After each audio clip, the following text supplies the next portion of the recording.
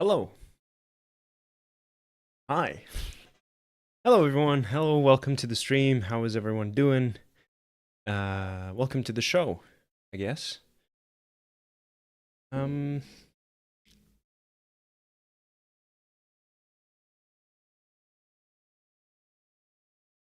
we're back for some more Disco Elysium. That's pretty exciting. Last stream, I was kind of like falling asleep. I had a good laugh about it with Mod, so I don't feel as embarrassed now. What's up, Sushi? How are you doing? I also had a good laugh about it with Sushi. Mm, Sushi, I know you said that you might not be here for the whole stream. That's not an issue. I was just wondering, is it because you have something afterwards? Because we should really wrap Twin Peaks up. I've been watching Twin Peaks with my dear, my wonderful, my sweet Sushi. It's an amazing show. If you will finally, what does that mean? You will finally what? Is that a threat? You will be here. Okay, beautiful, beautiful. Well, I'm delighted to have you here, even if it's for 10 minutes, even if it's for 5 minutes. If you're here for the whole time, even better.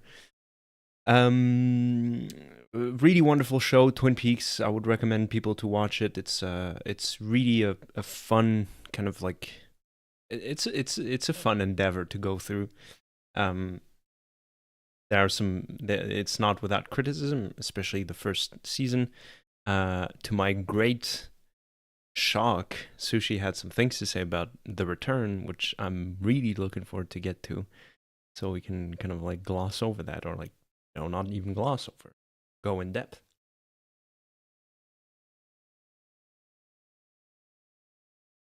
So yeah. Mm. Last time we played some Sea of Stars, kind of making progress with that. It's pretty exciting. Um, I like the rhythm that we have with it. It's just like kind of going further through the story, encountering enemies. Back look weird.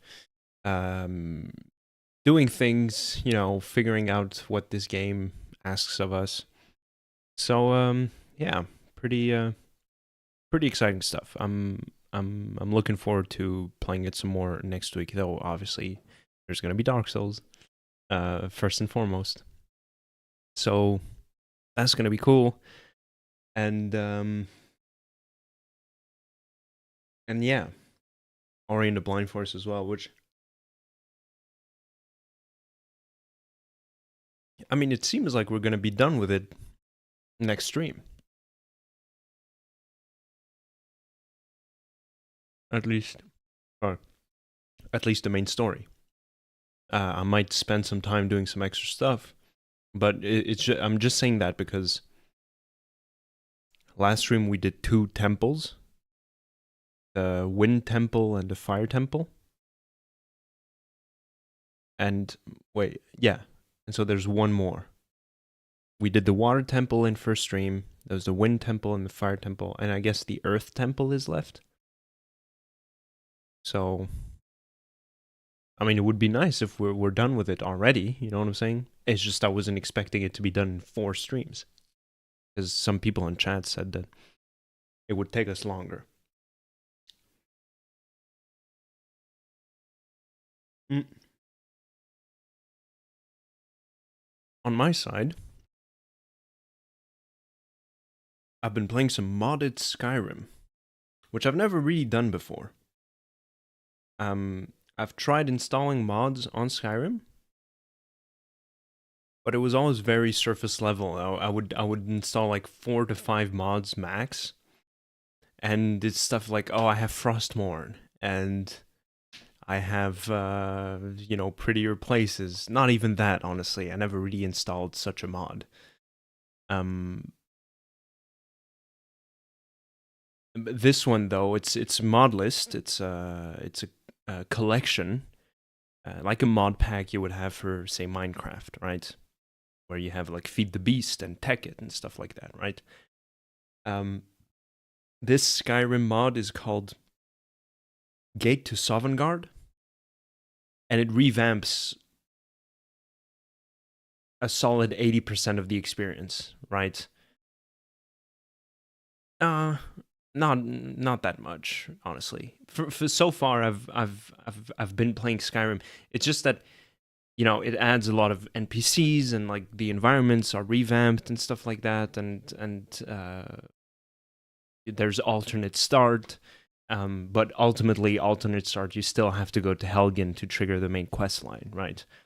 So that doesn't change. But combat, though, it's still the same button mashing and whatnot. It's just that the enemy AI is fiercer, and the way stamina is managed, you cannot play it like you did before, where you would like forward, backward, forward strike, backward, avoid the attack, and stuff like that. If you're up close and personal, that's it. You know what I'm saying? That you got to deal enough damage in order to overcome the combat. And that's a really interesting change of pace in and also like the enemies are more challenging. There's more variety of bandits. They deal more damage. I'm also playing in expert mode. So adept is the basic difficulty level. Enemies have 100% HP and you deal 100% damage. In expert, it's like they have 125% HP and you deal 75% of damage. You know what I'm saying? Not exactly those numbers, but you you get what I'm trying to say. Hopefully. And it's really enjoyable. I was also talking to Sushi about it. I was texting a friend who also had installed the mod. He was the one that kind of gave me the final push to do it, because I've been thinking about it for a while. But he gave me the final push through a conversation. And when I was done with my first session, I played like a couple of hours. I sent him a message. I said, "It feels like I'm playing Skyrim for the second time in my life." And he said, "I completely agree." The sentiment of like, finally, you know, because it's kind of, you know, there's some caveats to that, you know, in the sense of like the first time I played with two-handed greatsword, and I was just like, or like a great axe or whatever, and I was like, you know, power attacking my way through the game. I had heavy armor, so I was taking basically no damage. Finished the game at level 17, right? I'll never forget that. I got to the first dragon at level 4. I was doing some few extra contents here and there, but mostly at some point I rushed the main quest. Second time I played, I did the stealth archer, and this time I was like kind of more exploring the world, so I finished at like level 34 or 40 or something like that. So not that much, right? There was still a lot I hadn't done. Third time I tried playing a mage.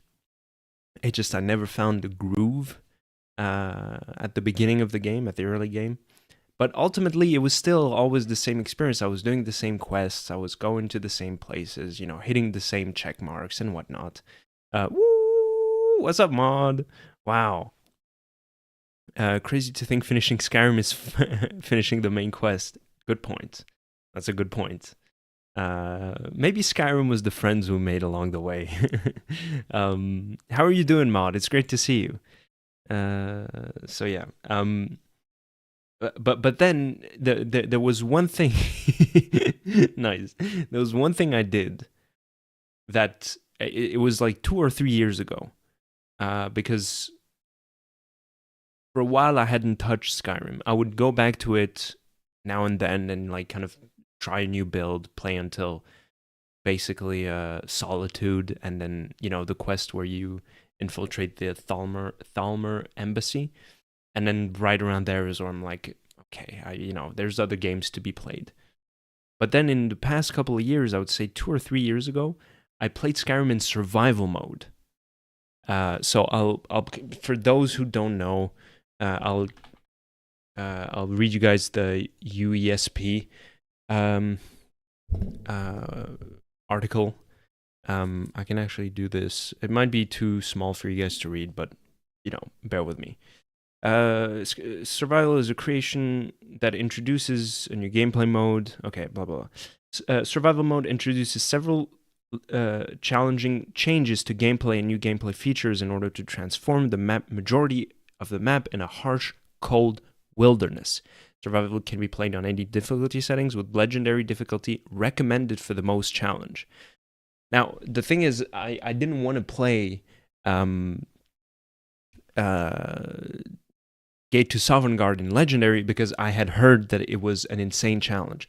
For a point of reference, it is recommended, for those who know the game, it is recommended to go to Bleak Falls Barrow, the first dungeon of the game, essentially, if you've kind of, if you stay on rails, if you stay on track of the main quest line.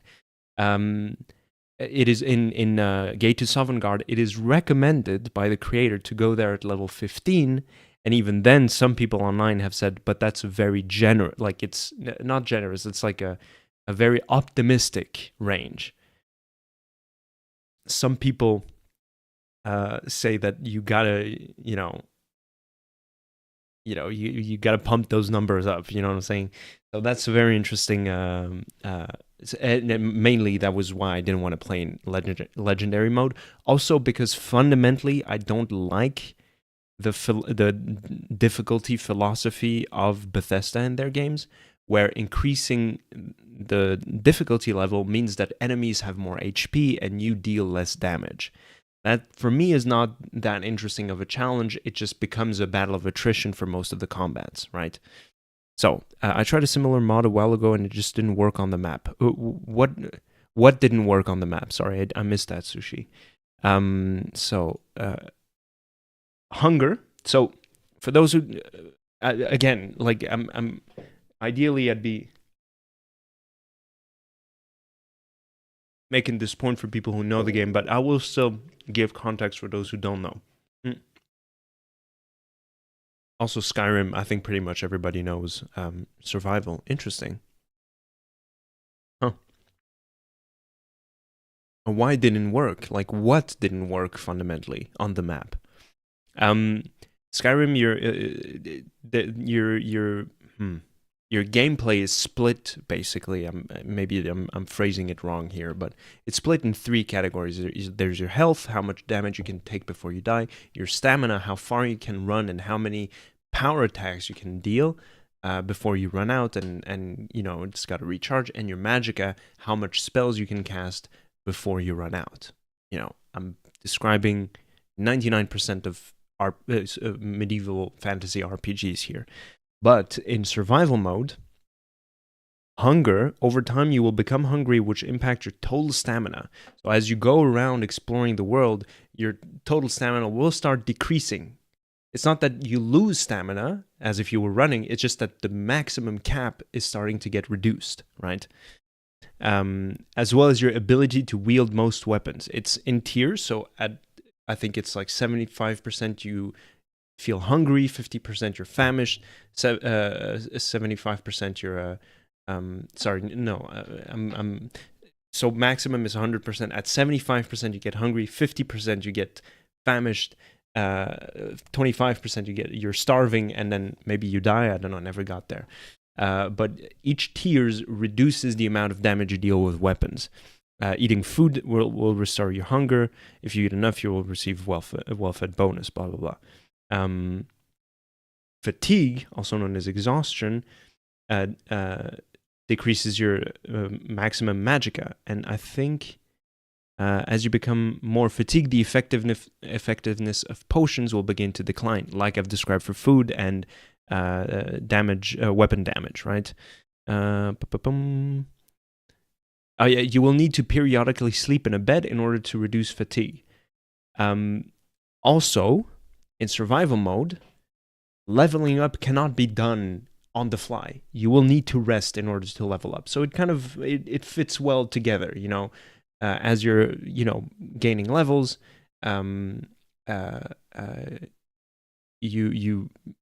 You're exploring the world, gaining levels. You'll get tired, so you go to bed. You'll get you'll rest, so you'll get all your magicka back, as well as be able to level up. So that I quite like. And cold affects your health, right? And here there's a map. Here it shows all the areas of Skyrim where it's warm, right here, and where it's cold. Some armor will increase your cold resistance, so decrease the rate at which you will lose your maximum HP. And everywhere else, that's freezing. No, so sorry. Blue is cool. This is warm. It says right here. The legend is down here. And this is freezing, right? So cool maybe also affects the.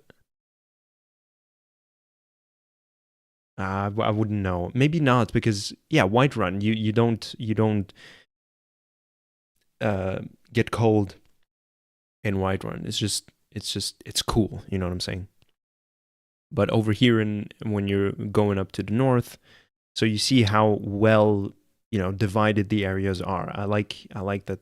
It's not all over the place, but in some areas where you're gonna spend quite a bit of time, it's gonna start affecting you. That's quite nice. Freezing water, you will immediately become colder and begin taking health damage. Oh yeah, using flame cloak or the Dunmer Ancestor's Wrath, class racial abilities. No fast travel, no health regeneration. Automatic. You'll have to use restoration spells or drink potions, yada yada. Level up, you must sleep in a bed. Reduced carry weight. It's reduced from 300 to 150. So it's insane. Like, you become over encumbered so fast.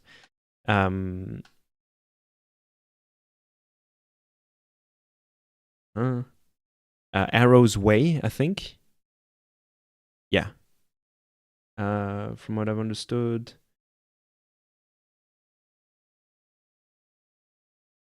Oh, disease, yeah. Disease are tougher. And stuff like that, right? And then it shows you, for example, if you play a Nord, you will resist cold. You have plus 25 warmth, period. You know what I'm saying? Argonian, you get no food poisoning, weakness to cold as well. So Argonians are pretty strong for survival mode. It's just I don't really like playing Argonians for roleplay reasons, because I'm racist. No, I'm kidding. Khajiits as well. Oh no, weakness to cold. They're weak to cold. So forget what I just said. Argonian is a give or take situation, give and take situation. Whereas Khajiits is probably closer to what I was saying, because they resist cold, not as much as Nords, but they get the no food poisoning passive. Anyway, I could keep yapping on about the small tweaks that whatchamacallit, Gates of Sovngarde has done. The whole point is that it's giving me a fresh experience in the whole thing.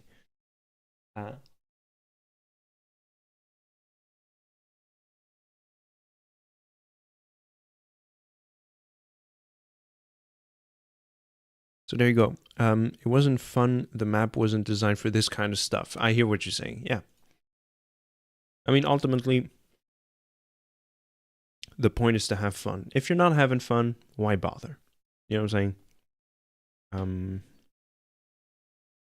But I'm really excited to go deeper into Gates of Sovngarde and explore the world I know so well in a way that I've never done before.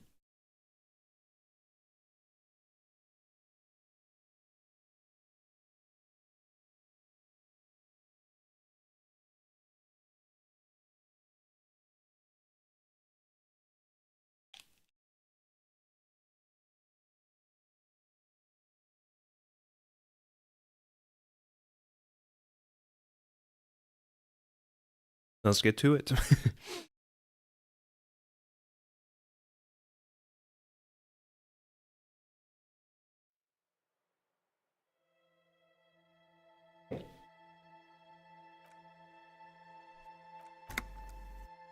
Last time we did the karaoke. That was fun.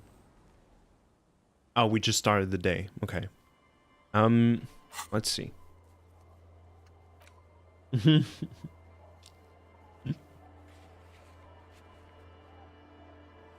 I gotta sniff out some comrades.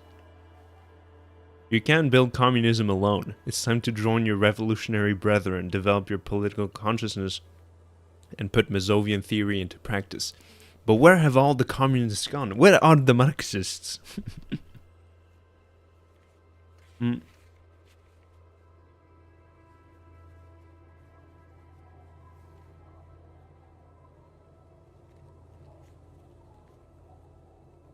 I guess talking to the unionists would be a good start.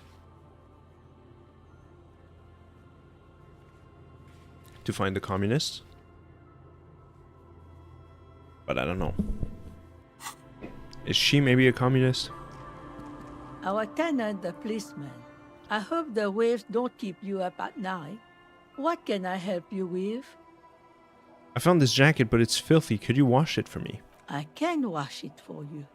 But it's going to take about a half an hour. Think you can stay put for that long? Hell yeah. I could use a breather before another rainy day begins. Yeah, I'll wait. Well, hand it over then, and I'll see what I can do. It's 7:45. Must say, I'm proud of this one. It's pretty nice underneath all that filth. I hope you take better care of it than its last owner.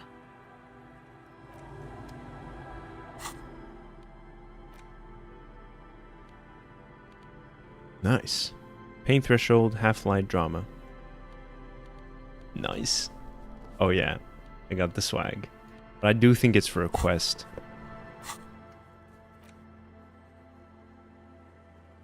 Oh yeah. All station about the dead body, call Jamrock, public library for information on the library card's owner. Let's go do that. It's probably not the main quest line. Oh yeah, hold up. I think it's one of theirs. Find Idiot Doom Spirals. Sorry, the pear is coming out. Idiot Doom Spiral stole a cool jacket at one point and then lost it again. The story of his life. According to the man, the jacket was last seen somewhere around the Broadwalk, maybe at the abandoned fish market.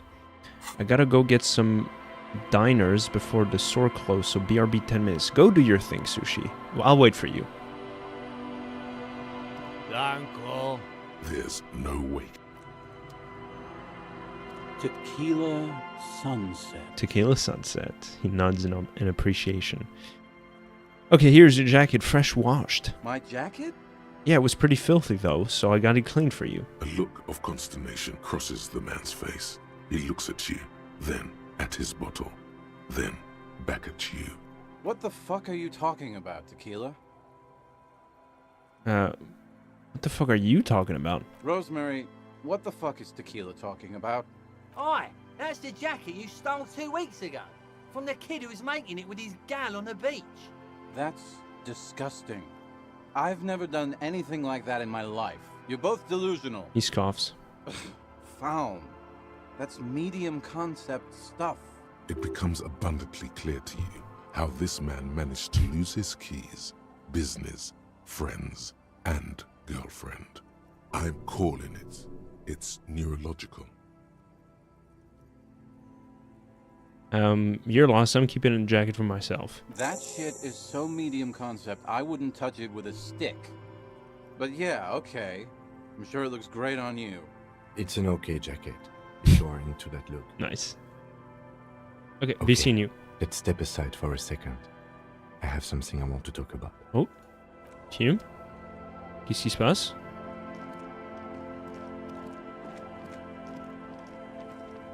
Oh. I've been meaning to have a little chat with you about your sense of style. My style? What about it? It's just, well, you look more like a high-flying businessman than a police officer. I just thought that was how that's not quite what I was going for. Then maybe you should change your look. You know the expression, the clothes make the man? The right outfit in the right situation can make all the difference in the world. I'm not taking style tips from someone who dresses like a mega binocular. Okay, Nod, you're a sharp-dressed man. We could be style buddies. Let's not get ahead of ourselves, detective. A warm smile. Oh, Anyway, we should probably get back to the case. Let's go. nice. We're not going back to the case, though. I'm sniffing out for communists. Oh, no, wait. I gotta go call the public library. So many things to do. So little time. Oh, I can fast travel. Oh, nope. Can't anymore. I probably should. Let me just circle back. I think I understood how the... Allez-vous-en! How the fast travel system works. I just gotta be in the general vicinity of the area. Oh, what? Away with you.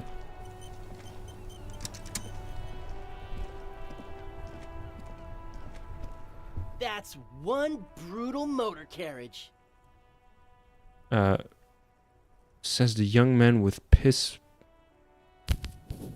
written on his back. If I were a real skull now, I'd jack it, paint it in palm tree livery, then bottom light it, neon style. His companion wears a simple yet elegant slogan, "Fuck the world." You're staying for these two? I mean, we can wait until you get your food. I don't want you to miss your dinner because of this show, Sushi. Or I'll try to go as quick as possible, all the while exploring all the dialogue options. A snazzy shit-ripped skullmobile like this would make a fine trophy. We could, like, hang fucking shrunken heads from the side mirrors. Cops' heads. Scary tribal shit. Yeah, tribal shit. A cop carriage like this would have proper skull value. He steps in. While I appreciate the interest you take in my brutal motor carriage, I have to stop you right there. The RCM takes threats directed at its property seriously. It's just theoretical work, Copper. No basis in reality. Man, if we were certified skulls right now... Who are you? I can tell you who we're not, cop. We're not snitches or skulls. Which is not to say that the skulls are bitches and... On the contrary. What's up, Bad Manners? Thank you so much. Appreciate you hanging out. How are you doing? The part of this presentation you want to take home with you, cop man, is we're not part of the skulls yet. Okay then, let's indulge in some intellectual exchange. These young men seem eager to share their beliefs. Alright, who are the skulls? You don't know? What kind of cop are you? It's not a question. Don't get into it.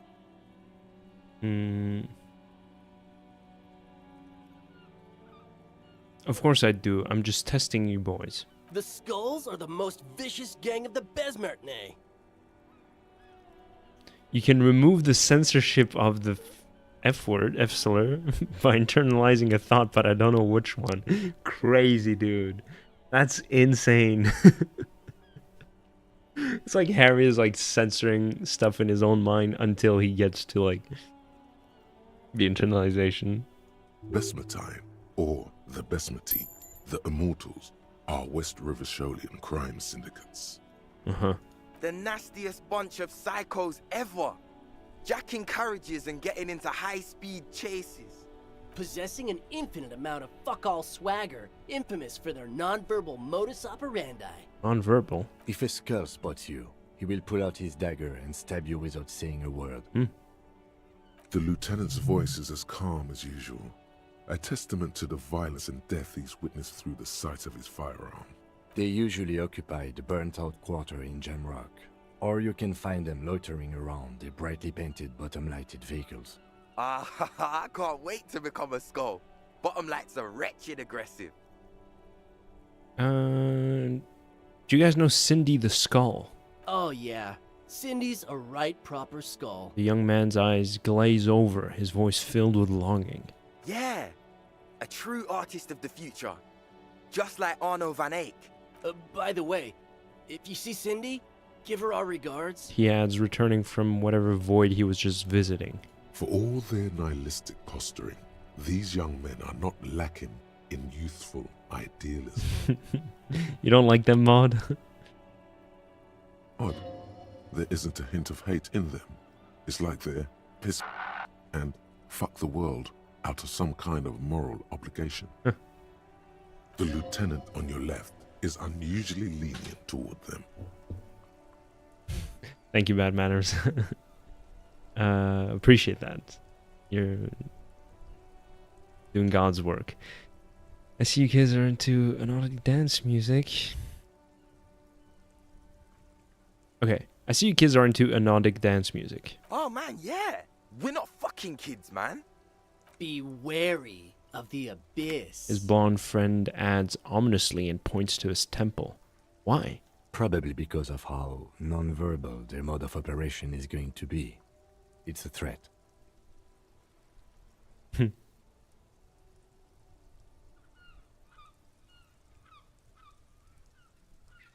I just wanted to talk about music, and now there's a conflict all of a sudden. It's too much. Nervously shake your head. That's right.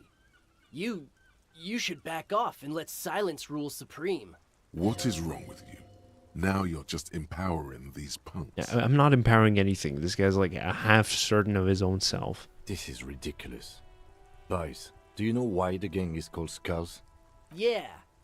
The skull symbolizes the embrace of death and nothingness, present in all of us. The vehicle of our future operations. Death and nothingness. They're called Skulls because when you are shot dead in the middle of the street, the skull is the only part the stray dogs want to eat. Just trust me and follow my lead.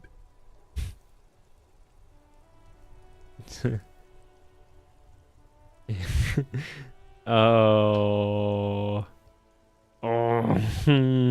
So, boys, you want to feed the dogs? No reply. The blonde rebel scratches his chin, deliberately not focusing his gaze on anything. He looks very uncomfortable. I can tell. The other one shuffles uncomfortably, nevertheless continuing to steal glances at the lieutenant's motor carriage. Weren't there more skulls in Martinez? The Union does their share of policing in Martinez, at least where gangs are concerned. That's why there isn't much organized crime around here. Apart from the unions themselves, of course. Don't you worry about that. We're gonna make up for the deficit. Yeah, we are. The young men exchange approving nods. Your rhetoric is confusing. Are you part of the Skulls or not? We're not franchise skulls. Well, not yet. Once we get our name out there, we'll have a chance to join them. Why? And what makes you think that the organization would accept you? Because we can be just as psycho and vicious. You'll see. Yeah, okay. But in a non-threatening and definitely legal way. The other one quickly adds and whispers something to his friend. Right on, fuck. So what's happening now? Enough about this scullery then. Is that one kid a skull too? The one kid with all the spunk from earlier in the game? Oh, Kuno? No, probably. I don't think so. I can't imagine. But we did meet another skull earlier in the game. Cindy. What's with the jackets? What about them? Why does your jacket have piss written on it? Well, first off, it's a statement and not necessarily something that characterizes me as a person, even though the statement has character. And I do like piss. But you don't like... The word piss epitomizes the struggle taking place in the world. Things being defined as they seem, not as they are. And, I guess, it's also about communal spirit, the future, and truly appreciating our differences. Can't stand anarchists. I don't know if these guys are anarchists. But... Also, you've got to admit, it catches the eye. And since the Grand Piper is slowly but steadily moving towards basing the economy on it, attention, it is imperative that the medium itself convey the message. What? What I mean by this is, we are all piss and that the world is inherently meaningless. That much is true. Yeah, okay, Inland Empire. It seems that the young man has a certain expertise in at least one field, even if it's rather narrow. Turn to the dark-haired youth. Why'd you have "fuck the world" written on your jacket? Like I said before, many men keep searching for the one, for so-called true love, which is actually just obsession masquerading as kinship. The thrill of the chase, the hollowness that fills your chest cavity after catching it. Okay. I'm wondering if the poetics come with the jacket, or are they derived from something else entirely? Greek philosophy. Nice. To catch a fish, you'll need to hurl the lure many times, and even then it isn't certain that you'll get anything. If you blow up the lake, though, Blow it up. you get more fish in a shorter time. And, for time is of the essence and fleeting ever so quickly, one must think of a way to fuck the whole world and not get caught up in fucking someone. Because when one fucks everything, he fucks nothing. And that, to me, feels glorious. Sticking your dick into the void. All my life, money and power, respect my mind, but die to let shower. I pray my dick gets bigger than the Eiffel Tower, so I can fuck the world for 72 hours. God damn, damn, I got bitches. Hate to admit it, but in a weird way, he's got a point. I butchered it, but essentially that's the point. Bro, kind of spitting. I despise nihilism, but yeah. Exactly, rhetoric. Hate to admit it, but in a weird way, he's got a point. In a very, very weird and unique way. You know what I'm saying? Unique in the sense of like very specific. But, you know, there's something in there, you know. Catch a fish, you need to hurl the lure many times, and even then it isn't certain that you'll get anything. If you blow the lake, though, you get more fish in a shorter time, and for time is of the essence and fleeting ever so quickly, one must think of a way to fuck the whole world and not get caught up in fucking someone. Because when one fucks everything, he fucks nothing. And that to me feels glorious, sticking your dick into the void. Is it a coincidence that here we have 2 badass jackets and 2 badass cops? Hey Kim, lower your voice. Yes? Do you think it's a coincidence What is? that there are 2 of us and 2 of these jackets? What are you implying? Which one would you wear? I'm not sure I understand you, detective. Are you more of a piss or a fuck the world kind of guy? Neither. Come on, Kim, it's just a mental exercise. Fine, if only to end this discussion.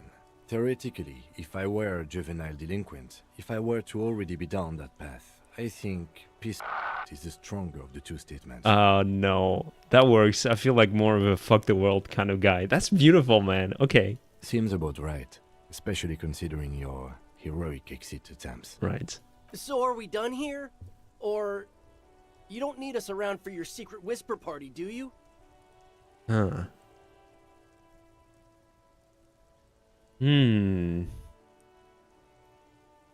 Okay, let me check. Maybe there's something that pops up here.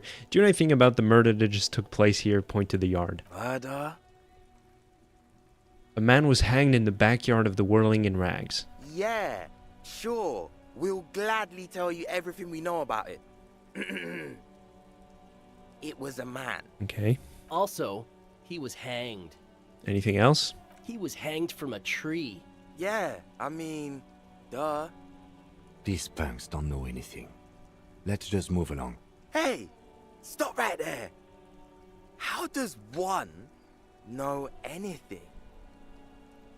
Okay, Kant. This sounds like epistemology. A field so occupied by thought that it begins to question thought itself. More Socrates. I know that you don't know shit. Exactly. How can one know shit? For example, how can one be sure that there truly is a body hanging behind a hostel? Well, there isn't anymore, but I've seen it, touched it, felt it, smelt it, almost threw up. What if it's art? Or just a mere specter?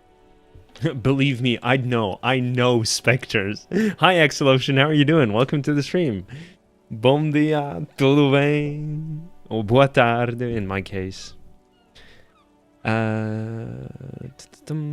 Okay, believe me, I know. I know specters. Rub your temple. No reply. The blonde rebel scratches his chin, deliberately not focusing his gaze on anything. He looks very uncomfortable. No, that's not what it says. Narrator, don't invent stuff. Don't make stuff up. All right, as for the jackets for yourself and the lieutenant. These guys aren't scary. You're not scary. I have nothing to work with here. It's either begging or bullying, or both. Just ask them, maybe. Gentlemen, I need your jackets. Why? Do I have to answer that? If you don't have to answer, then we don't have to give you our jackets. Doesn't sound like you have a reason. You sound so happy. Boa tarde in your case too, beautiful. You sound so happy saying these. It's just that, like, Portuguese sounds like a happy language to be spoken. Sensacional samba do Brasil. Point at your clothes. Look at the shit I'm wearing. Yeah, like he said, total shit. What about it? There's a spark of sympathy in the youth's eyes. You didn't say that. It's not shit, it's disco. Yeah, it's not shit, it's disco. It's shit. Fuck it, I don't deserve a cool jacket. I suck. Fine. Fuck it. Here. Take it then. I can't handle this sad shit. Oh, thank you, Piss. It's true. He simply can't. It's called empathy. No, you're called empathy. Wow. I did not see that coming. You better wear that jacket with pride. Fuck that. You're not getting mine. My dad's a lawyer in La Delta. He'll have your badge. Well, I mean... No, he won't. The lieutenant is lightly amused by the situation.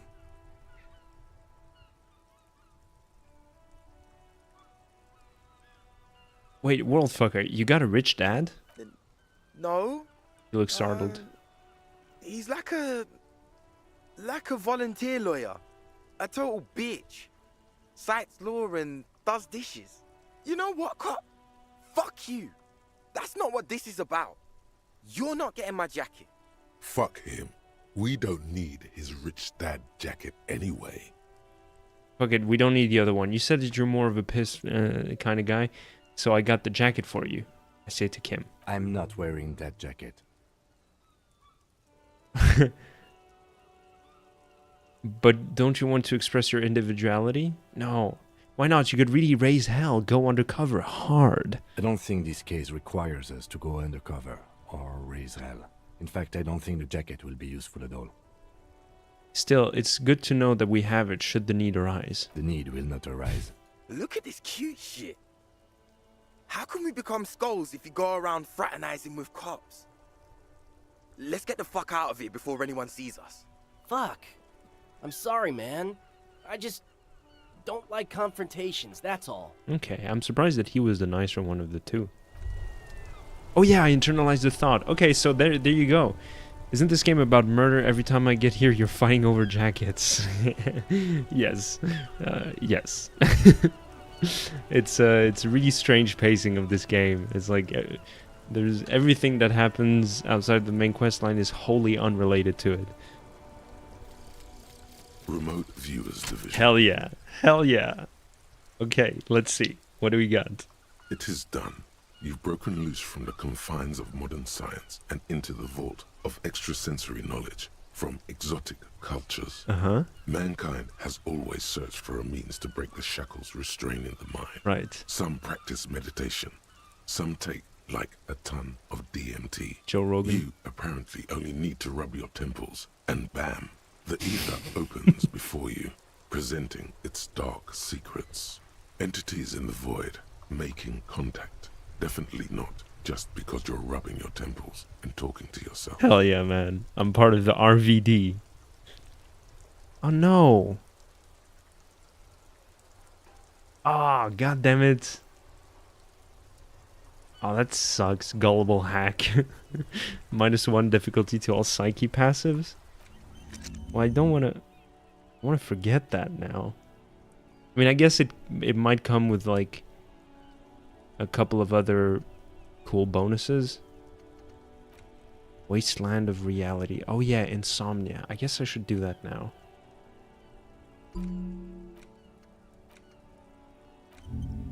20 hours. It's just that I'll get insomnia. I don't know if that means I won't be able to sleep tonight. We'll see. I have 1 skill point.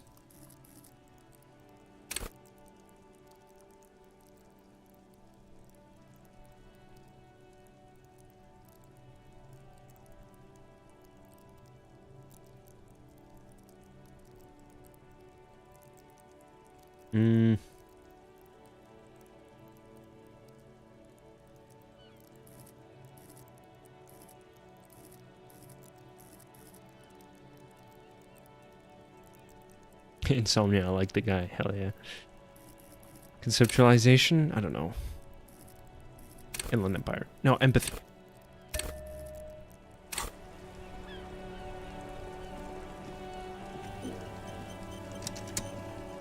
Inside, you see a set of steering levers, a radio microphone, a pull-out toolbox, and the soft glow of the fuel preheater gauge. Pick up the radio again. This is Precinct 57. How may I assist you? I need to report that... connecting to Jamrock Public Library. I'm afraid they're closed. It says here that the library is open from 10 a.m. to 6 p.m. Oh, what are we gonna do for 2 hours? We should try again during business hours. Anything else, Detective? 57. In the cabin, you...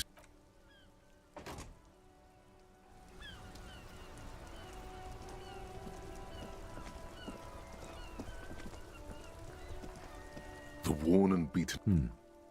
We can sit on... You can revisit. Okay, so what else can I do? I wanna call the library before I report the body, in case they're gonna ask questions. And I'm like, I don't know.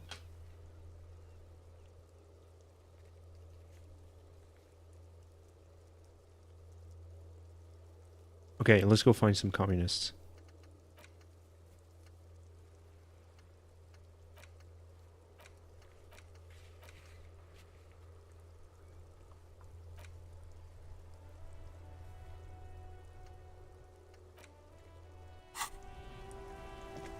Are you a communist? Maybe I don't like them. Stuck in the rain in a traffic jam, man. What's on your mind?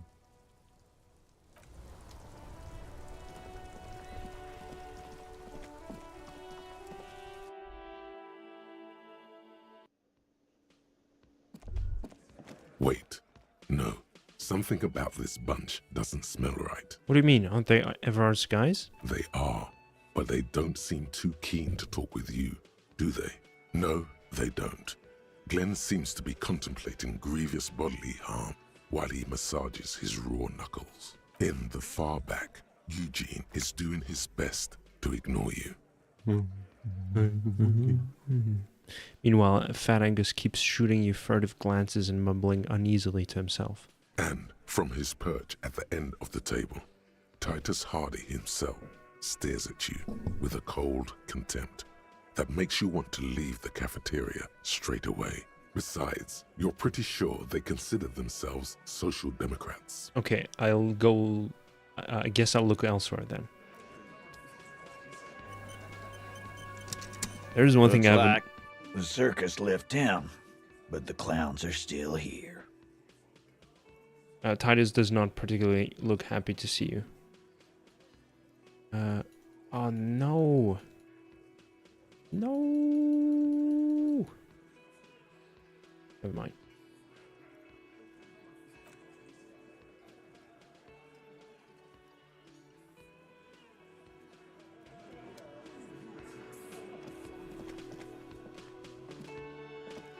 Hi, gendarme. Another rendezvous. Hi. Hi. So what brings you here? Do you know where to find the dices? I didn't know I was supposed to look for dices. What are you doing here? Admiring the atmosphere. What about you, officer?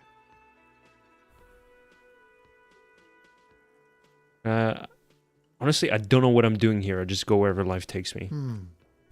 Maybe you should figure it out, detective. Tell me about that muscular type who came to investigate the crime. Oh yes, let's see.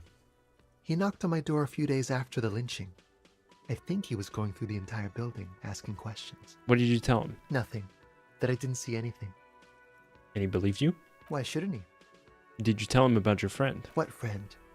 He takes another drag of his cigarette before knitting his brows. Your Sunday friend, the witness. No, I don't think it came up. What did he look like? Muscular, handsome, strong, like one of those military types. Was he alone? Yes, but he was speaking to someone on his earpiece. His earpiece? Yes, you know those tiny speaker microphones that fancy security guards sometimes wear. What was he saying? Just reporting back whatever I was telling him. Beside muscular, did he have any other identifying traits? Oh, let me think. He had an accent. He sounded like one of those mercenaries. Oh. He sounded vaguely Oranese. No, not vaguely, scratch that. He sounded definitely Oranese. Thank you for the information. Sure. Anything else on your mind? I met your Sunday friend. You did? And how did you like him? I didn't like him as much as I like you. Oh, shoot. Why not? Who is he? A visitor from the first world. He's not like you and me, gendarme. He can always return to his opportunities in Occident, sur la clé.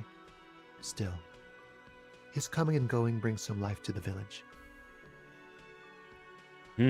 Or is it just money? I don't know.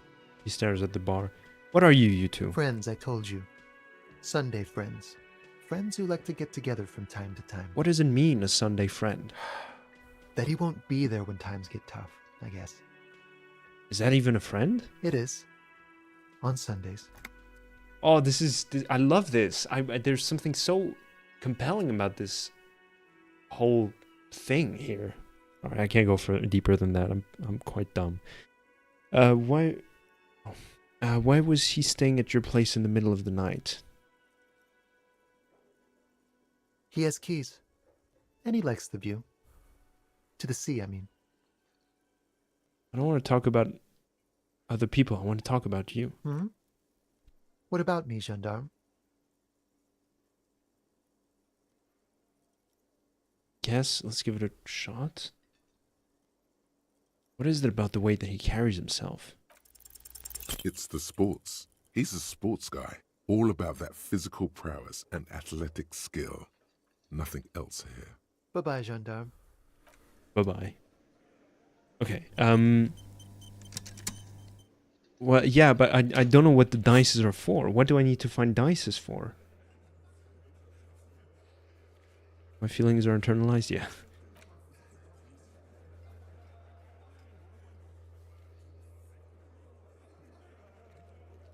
Oh, Gary. Who's Gary?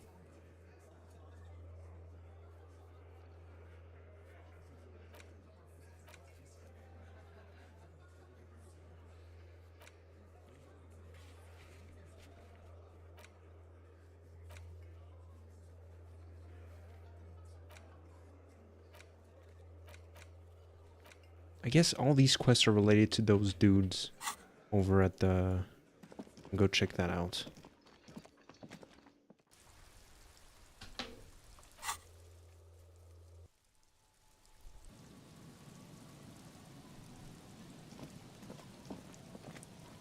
Oh, come on. Oh, where was the plank?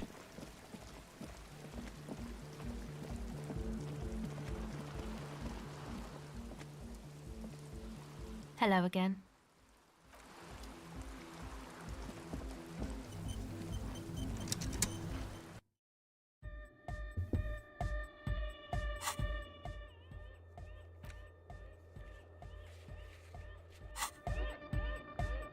Hi again. So, how are things going?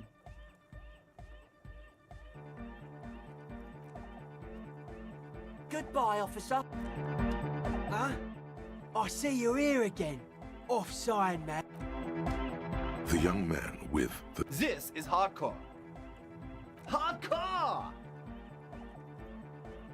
Hardcore to the mega! Internally coherent!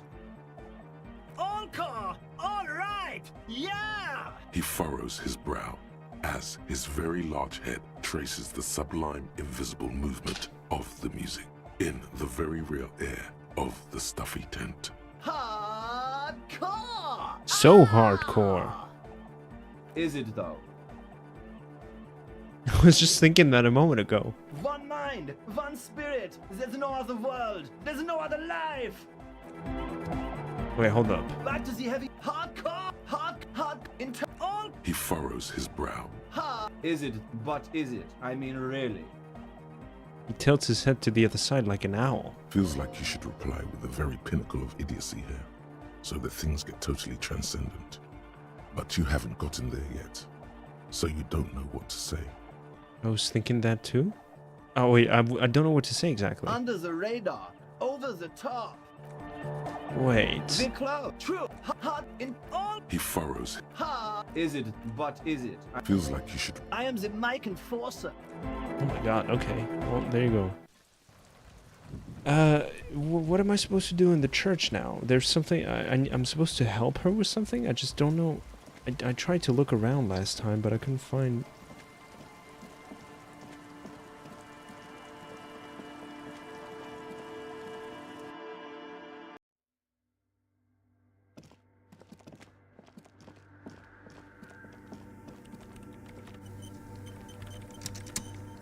Yes, what is it? About the two... Oh. The swallow, you mean? Oh. Great. Thanks. What? This is a silly. This is a silly and a danger.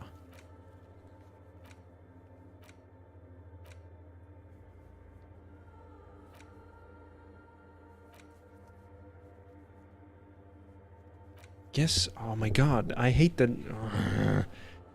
I'm gonna have to come back once I level up to 80 points left. Jesus.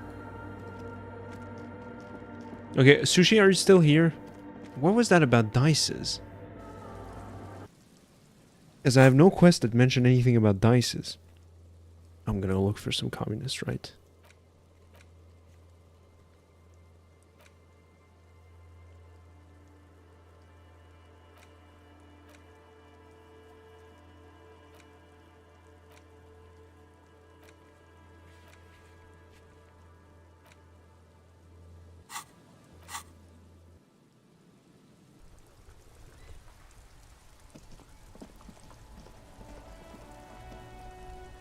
Stuck in the rain in a traffic jam, man. What's on your mind? I heard that one of the drivers is a woman, but I don't think she's here. Do you know this lady driver? I don't want to talk about that. He shifts around, suddenly uncomfortable, then looks away. I don't mean to pry, but I need your help. She may be involved with the drug business. Okay. Why, do you know something? What is it? Man, I was hoping it isn't going to be her. All I can say is, she isn't around here anymore. She isn't some evil drug trafficker. And I don't know where she is.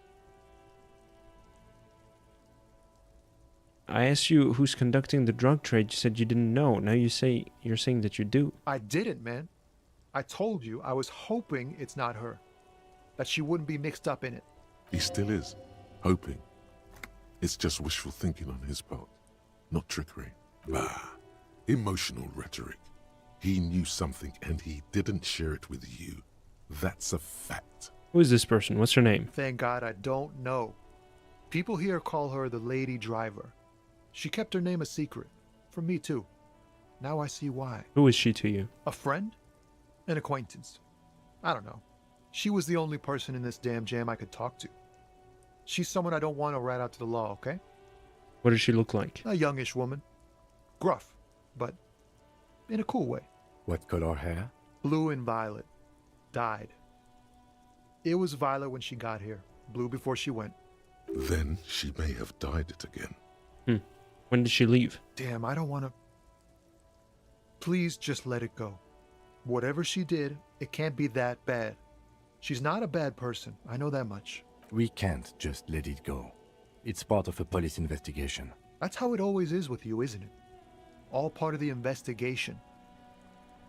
The girl's troubled. If you hunt her down, she may not survive it. I can't have that on my conscience. It won't come to that. We won't pursue her on this. This is information only. I don't believe you. You said she's troubled. How? She's got the darkness in her. That young person's darkness when you think it's all over. And you're looking for a way out. She shared this with you? Yes. Which is why I don't want to snitch on her. Yeah, it's not snitching. It's just a few questions. It's snitching, man. I know what it is. I was told everyone's afraid of her. You're not? I heard the rumors. I saw the other drivers looking at me strange when we talked. And she told me, too, that she's had a violent life. But I wasn't afraid of her. More like for her. Did this violent life include drug trafficking? Well, it looks like it did now. But we didn't talk about that. We talked about life, you know? She talked about her mind. Hold on, her mind? The way it worked. The trouble it was giving her. When she left, did she leave her lorry behind? Fuck, man. Go grill someone else with these questions, okay? There are plenty of drivers here who couldn't stand her, or were afraid of her. They'd be more than happy to rat her out. He's right. There are other options. The raceman, for one. Wait, this guy says they're friends, then acquaintances. And he's okay with others ratting her out? Push Tommy and it will break his heart and his spirit. Don't expect you to be pals.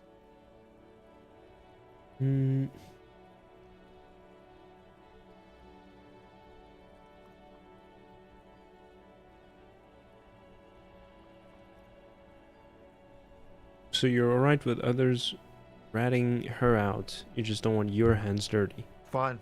I don't want to be a butcher. And I don't want to be a knight either.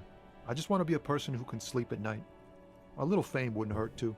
Put yourself in my shoes. I need this for another investigation too. It's important. I can't blow it. You're not going to put a bullet in your head if you blow it, are you? Because she's on the edge, man. Imagine it. An explosion of stars. Goodbye world of men, money, and machines. I mean, I don't want to force Tom. Oh, God. What does this mean?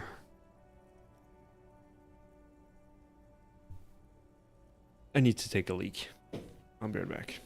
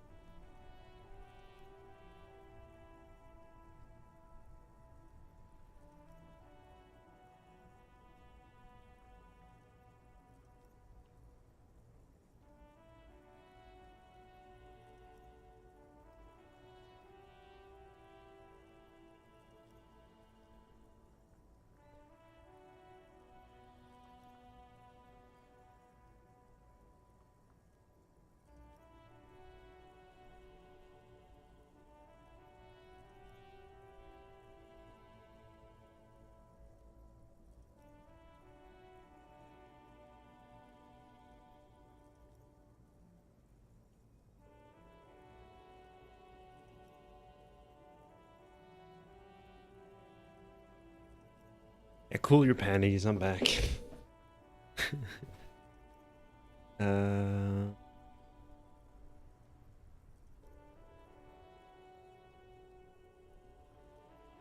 Okay, I'll find another way. Thank you, friend. That's all for now. Bye.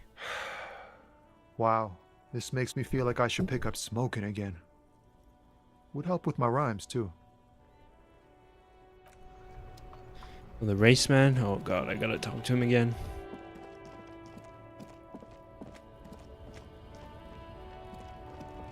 looking for something, Hunt?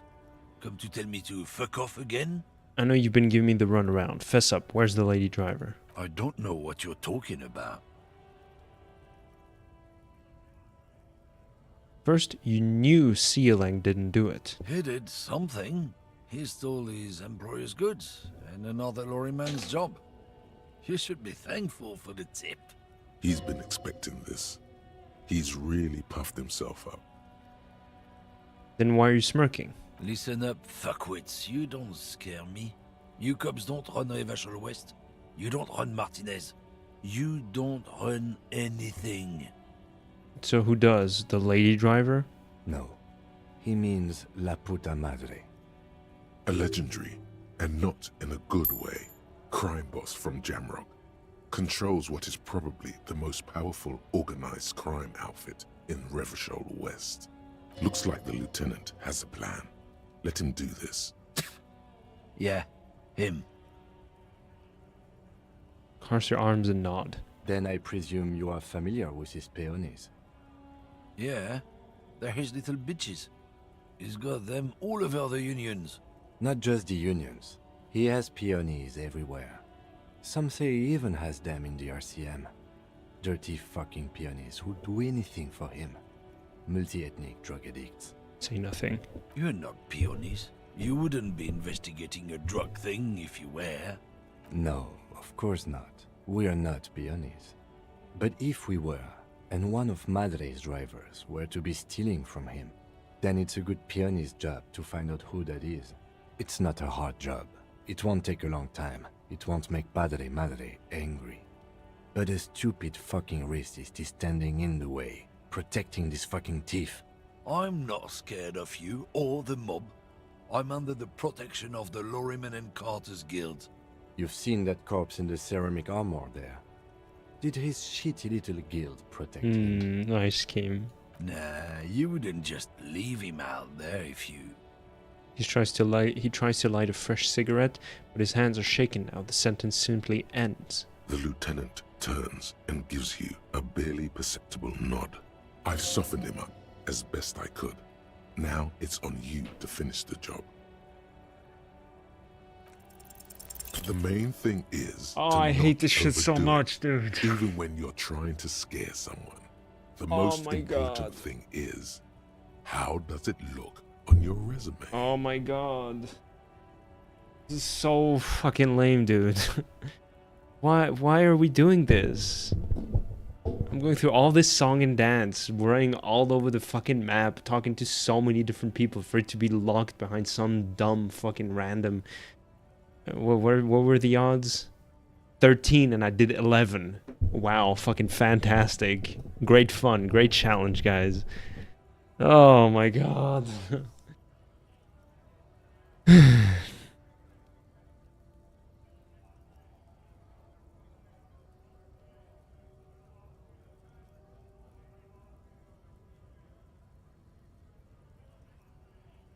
Oh yeah? And what goods are those? What is there to talk about? It's a racist world. I didn't make it that way. I'm just living in it. Surviving in it. Let's just go and ask Tommy. Alright, well fuck it, I'm gonna force Tommy. Can't fucking stand this shit anymore. I don't care about morality anymore, I just want to be done with this shit. Still here? What? I thought you were a different kind of cop. The realization that you've used his friendliness and goodwill. Remember, you're doing it for the bigger investigation. This is important. Relax. Ask. Where is the lady driver? Here. He takes a keyring from his pocket and looks at it before giving to you in silence. Lori's still here. Down past the statue of Philippe. The cabin is green. You can get in there with these. That's When did she leave? last Friday.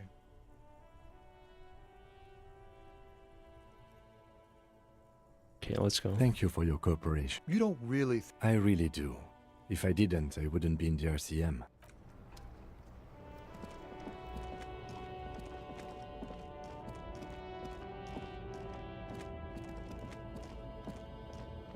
Mhm.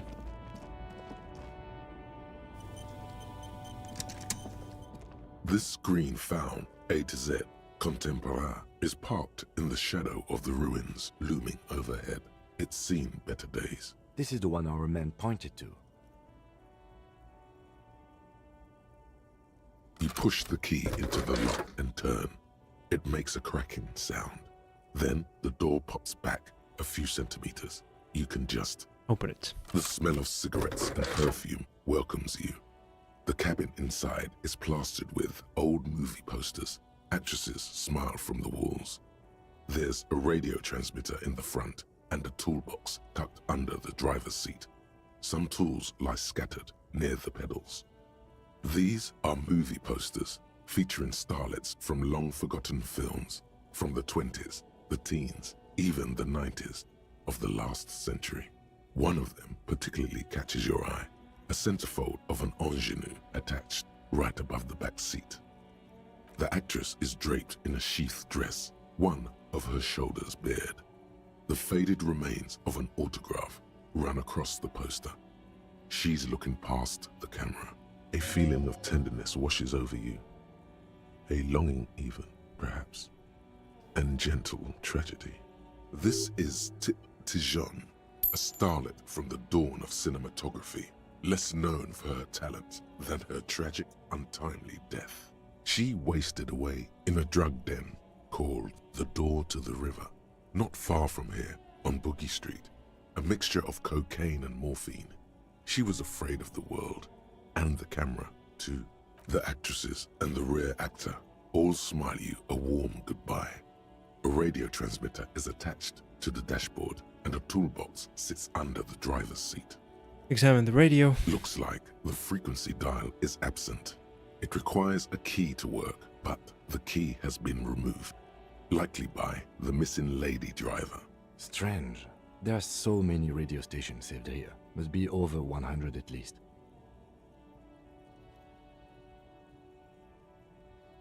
Why wouldn't anyone else need so many radio stations? For contacting an entire fleet of lorrymen, for example. This is all shortwave, UW and UKV. Looks like we are dealing with an impressive organizational tool. The nerve center of a huge operation. With quite a range too. Is there anything we can do with the radio? Doesn't look like it. It's completely inoperable without a dial key. What else is here?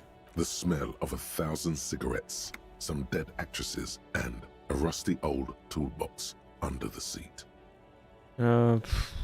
Check the pedals. You wedge yourself under the steering wheel to get a better look. Seems like the few tools lying around here, a hammer, a pair of pliers, a rusty wrench, have been casually thrown there by the disorganized driver. But one odd detail does catch your eye. A piece of sandpaper has been glued to the throttle. Sandpaper adds extra grip.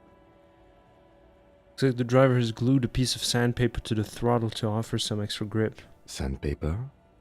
A novel technique? Sandpaper will also rub off the pattern from the driver's right boot sole. Yes? He likes where this is going. Do the honors, he thinks.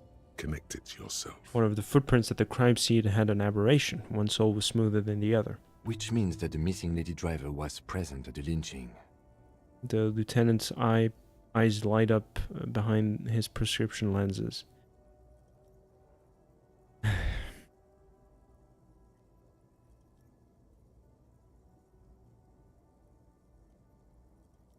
Women, shake your head, always up to something. Wait, the missing 8th Hardy here? Looks like her, yes.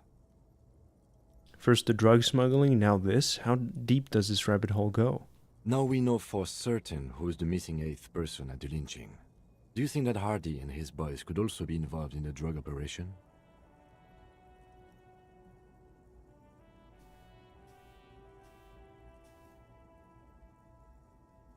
That would fit what Joyce told us, but I don't want to make any assumptions. Boring. Those rigs, definitely. We should see what Titus has got to say on the matter. Are we finished with the lorry? The movie stars are still pull out smiling. the toolbox. A metallic drawer slides out from the seat. It's empty, except for a folded newspaper. Unfold the newspaper. It's an issue of Périphérique from last Wednesday. A piece of paper falls out from its pages. Pick up the note. It looks like an article ripped out from a radio enthusiast magazine. Complex mathematical equations explain the basics of something called the Ulan frequency system. Hello, Mead. How are you doing? Welcome to the stream.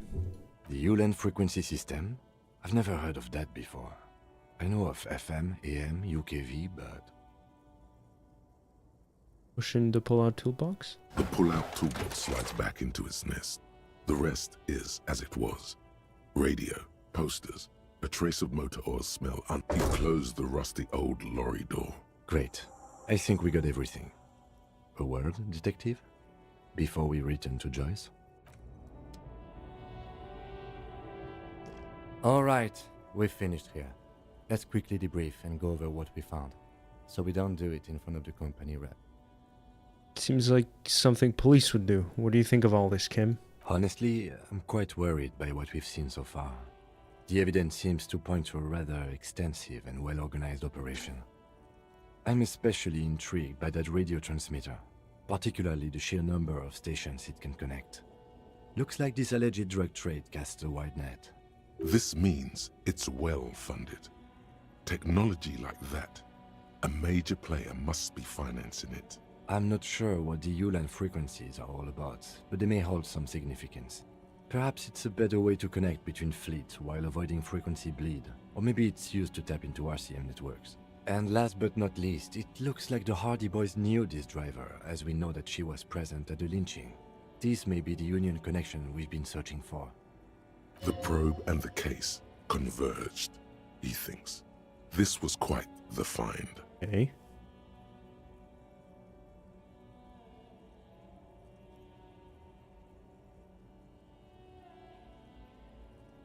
So it turns out this is connected to the Union. Like Joyce told us, yes, logistically.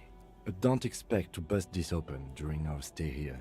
At best, this is an angle we can use against them, to other ends, as extra ammunition. I'm doing great, Omid. What's your tone, boy? Who are you talking to? What about the movie posters? How do they factor into all of this? As elegant as they are, I don't think they are relevant to the drug trade.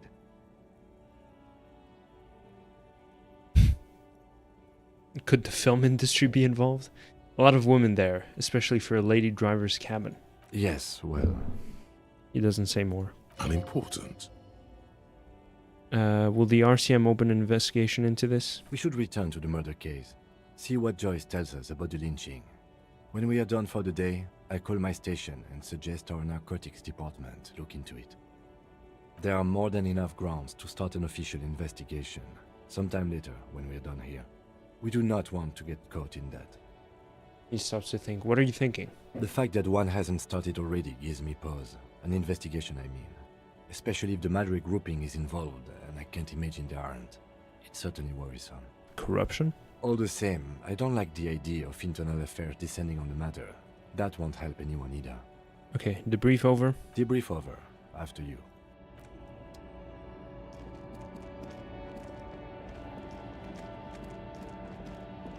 I'm just gonna beeline it to Joyce.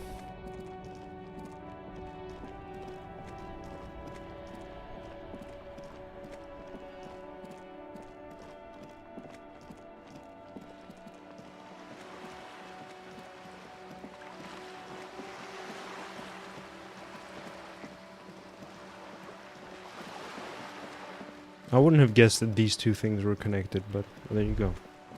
There.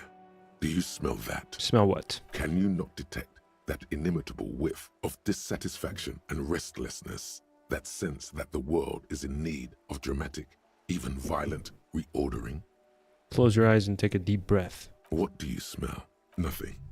Or at least nothing in particular. As far as you're concerned, your nose seems to be purely decorative. Absolute rubbish. Your politico-olfactory cortex doesn't deceive you. The smell is coming from that balcony over there. You mean from Cindy? Certainement. Precocious communist youth. A symbol of a kinder, more hopeful future. Now's your chance to establish contact with your revolutionary brothers and sisters. A chance to establish contact with the future. What a beautiful, terrible thought. Okay, let's go do that. Alright, bye, Omid. Thanks for hanging out. I think I missed him.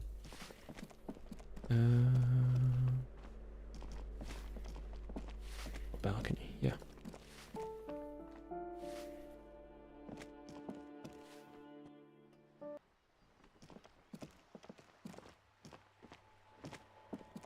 Hello again, officers. Have you come to admire my mural? Piss and fuck the world send their best. I don't believe it. I've never known those boys to have manners. The bemusement in her voice doesn't fully mask genuine tenderness. They seem to hold you in high esteem. They'll never be skulls, but their hearts are in the right place.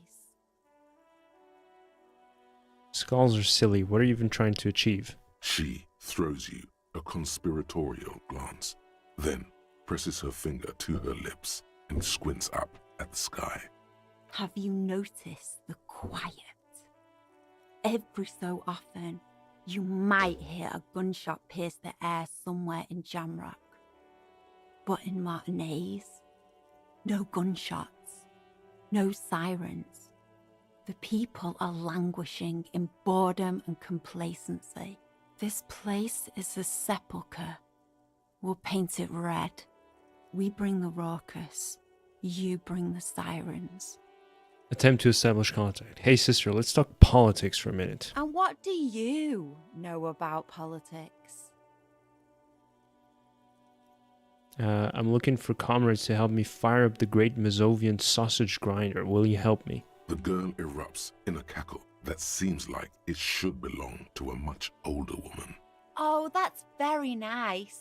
The little piggy wants to make sausages. Out of what? His little piggy friends? Turn to Kim. Don't worry, Kim. I would never make you into a sausage. It was not a concern of mine.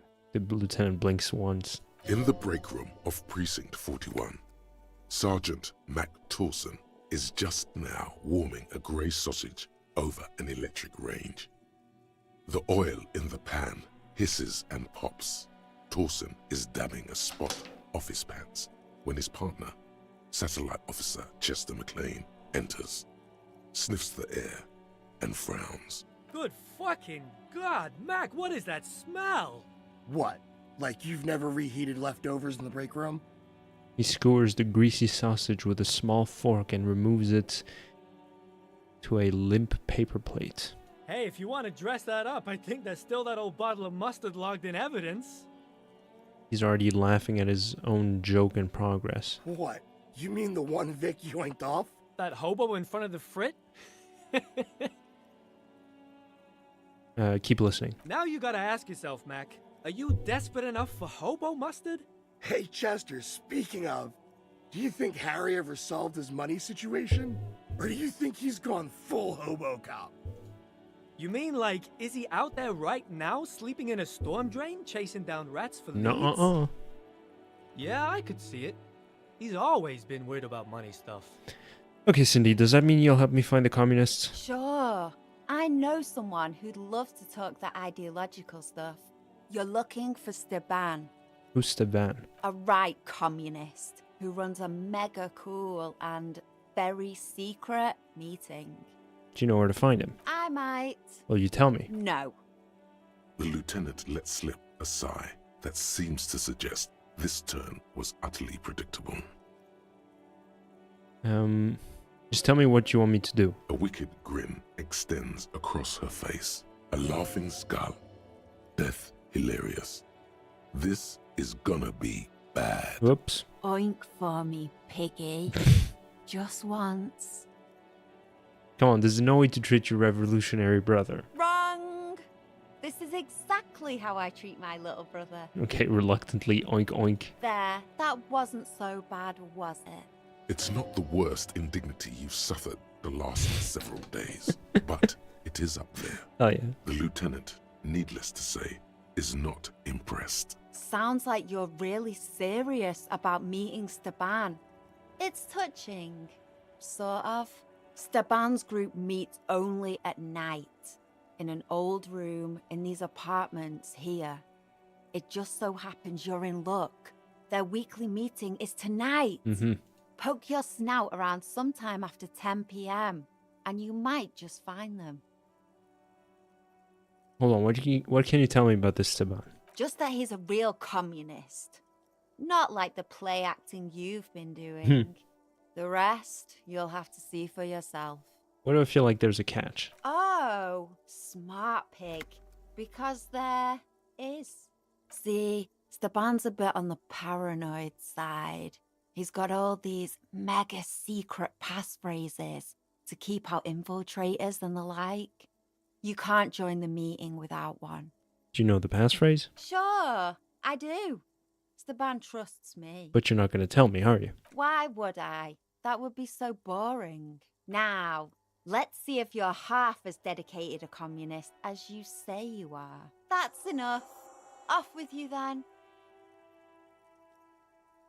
Okay, catch you later. What? What was the quest update? Okay. Oh boy. Oh.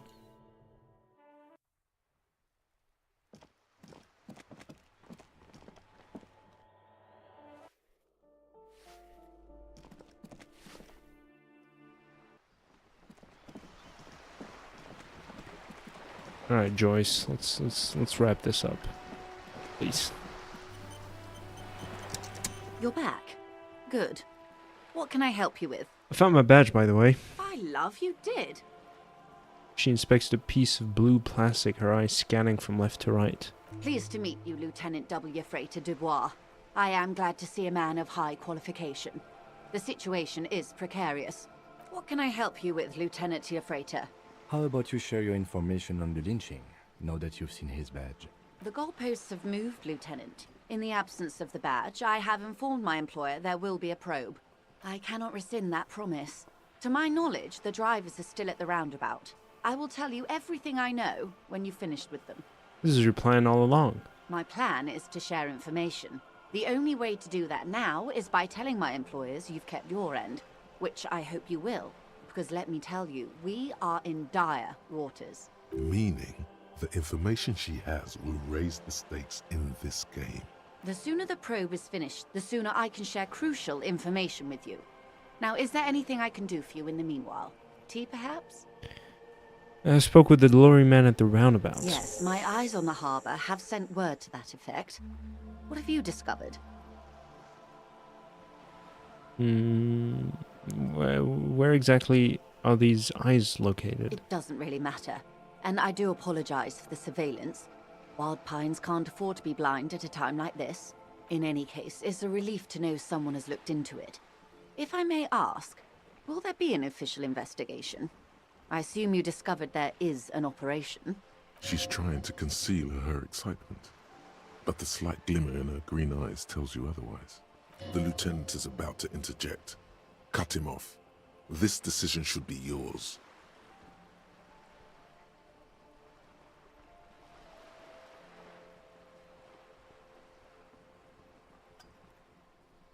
Honestly, I don't think I care enough at this point.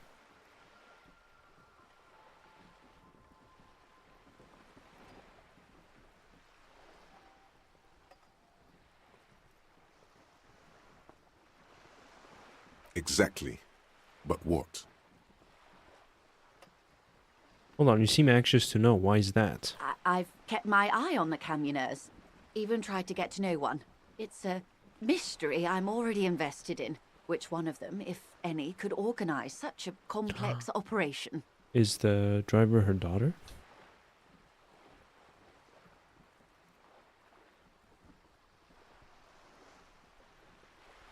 There will be an investigation, that's all I can say. Okay.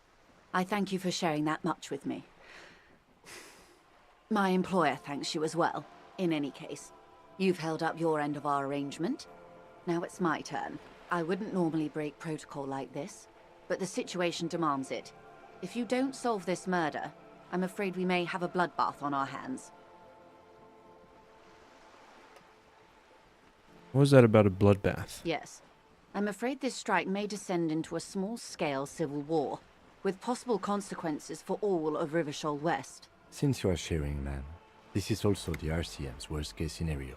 Then we're on the same page, as grim as it may be. I already heard about a connection between the lynching and strike, but I need your testimony. I have an indirect role to play, I'm sad to say. My employer experienced a momentary lapse of faith in me. In that moment, they elected to deploy a private military contractor as an insurance measure. They called it my security detail. Momentary lapse of faith? They were dispatched after I relayed the union's initial offer.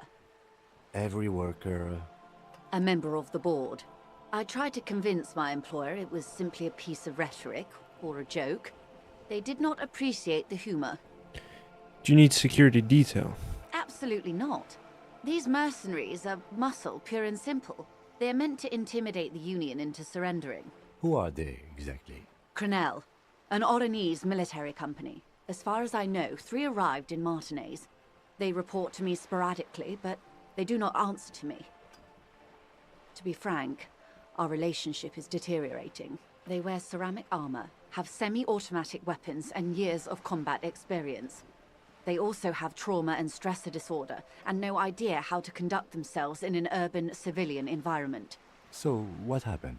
The story is, one of them, the Colonel, I don't know his real name, sexually assaulted a local woman while he was drunk and separated from his unit. This allowed some of the more militant Union members to subdue him. He was taken out behind the whirling in rags and lynched last Sunday night.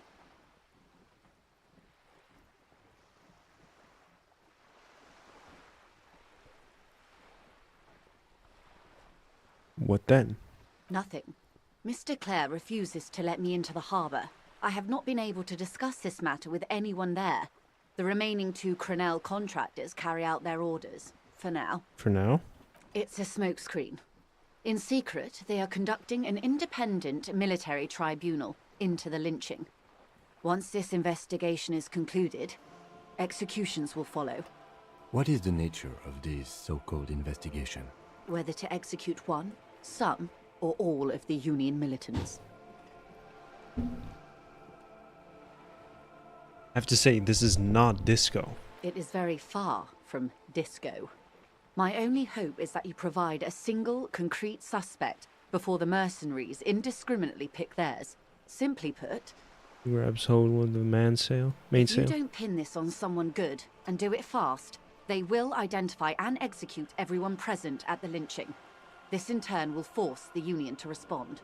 They would have to project strength and power. The débardeurs have over 2,000 men. It will be 1,000 to 1. Have you ever seen a hornet invade a beehive, Lieutenant? It's not pretty. The Seraï's giant hornet, the world's second largest insect, can kill 40 honeybees a minute, while a group of 30 can decimate an entire hive of 20,000 bees in less than 4 hours. Okay. These men work in tandem using semi and fully automatic firearms. Their armor is virtually impenetrable to muzzle-loaded weapons, even yours. Most Union workers don't have guns at all. As I said, a bloodbath.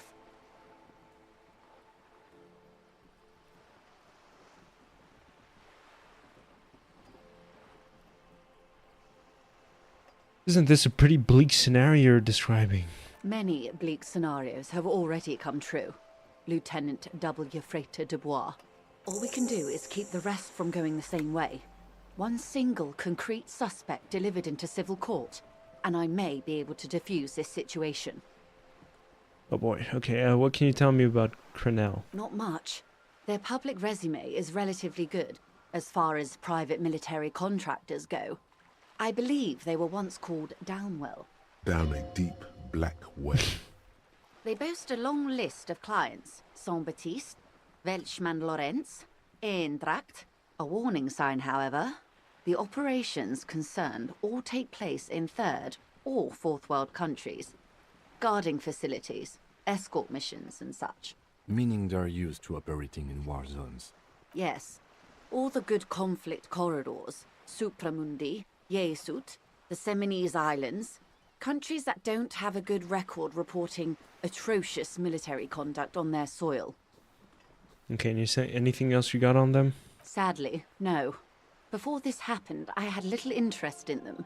Now that I do, I don't have the resources.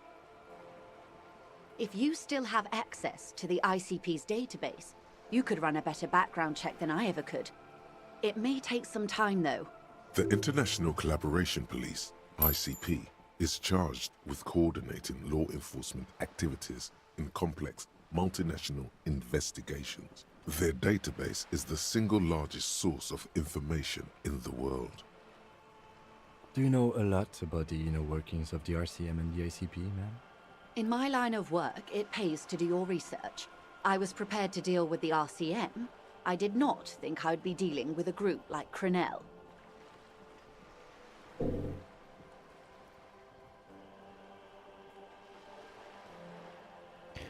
Could you contact the company, tell them to call them off?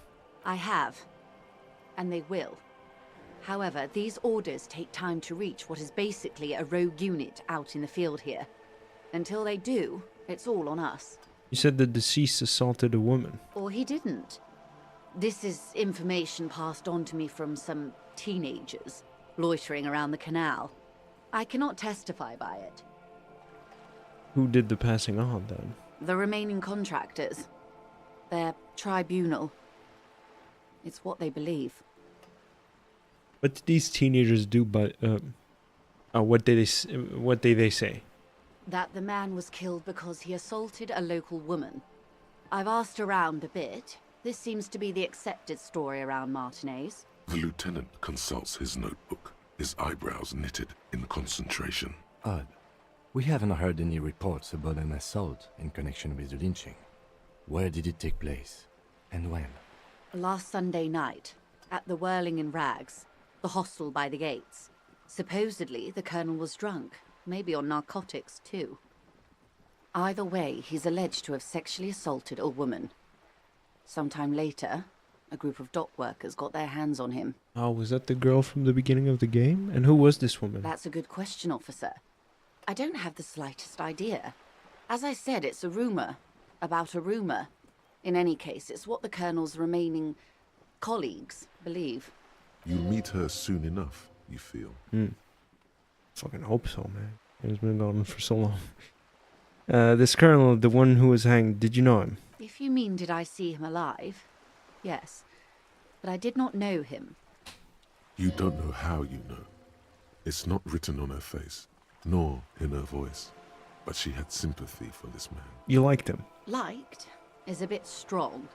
He was the most charismatic among them. He handled all the talking. His departure left a major gap in the group's communication skills. His name was? Lely. His service name, a nom de guerre, most likely. He wouldn't divulge his full name. Only one of them did. A bad sign if there ever was one. Tell me about the others first. One is a man. Corty, they call him. A nickname as well. The other a woman, Phyllis DePaul. Corty is the gunner, I believe. DePaul is a radio operator. What would you say was his eye color, the deceased's? She closes her eyes, trying to picture the man's face, then shakes her head. I can't remember. There's a pang of regret to her voice. The lieutenant was testing her, asking a small detail first to see if she knew him better than she let on. She passed. That's all right, ma'am. Anything else? Nationality? What would you say was his age? He was 40. Or 50. It's hard to say which. He had a combat injury on his lower jaw. It made it difficult to estimate his age, or gauge his facial expressions. Indeed. This matches the dental reconstruction we saw on the body. What else? Nationality? Accent? He was, Occidental, I think. Light brown hair, a mixed accent, Oranese, or Messinian, maybe. His injury gave him an accent all his own. In a way, it was humanizing. He had to learn to speak through it. Through the injury. That's all I know, I guess. I only met him once. Where are the remaining 2 mercs now? They've gone to ground, as it were. I don't recommend seeking them out.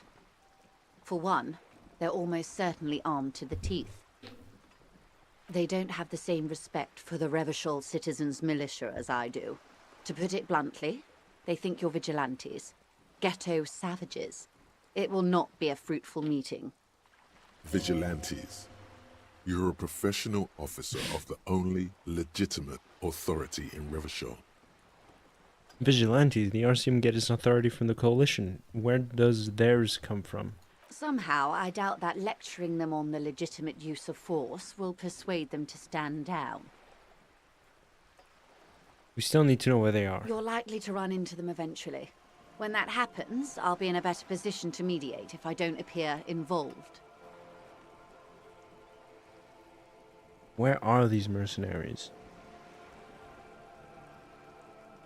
Scab leader, murder bad reply? What? One is obviously the scab leader at the harbor gates. Oh. The one chanting the idiotic slogans. He's barely maintaining his disguise. The other has a vantage point in a building south of the roundabout. They were keeping tabs on you while you were canvassing the lorry drivers. Right. One must be the goon in ill-fitting work clothes by the harbor gates, the scab leader. That may be so. I still hope you heed my advice. There's no need to kick the hornet's nest. For all your talk of averting this catastrophe, the situation at the gate is a powder keg. Does this not bother you? Of course it bothers me, Lieutenant. But my hands are tied. How would my employer react if it appeared I were intervening on behalf of the Union? Your concern may be appearances. Ours is keeping the peace. One is probably in a building overlooking the roundabout. That would afford a good vantage point.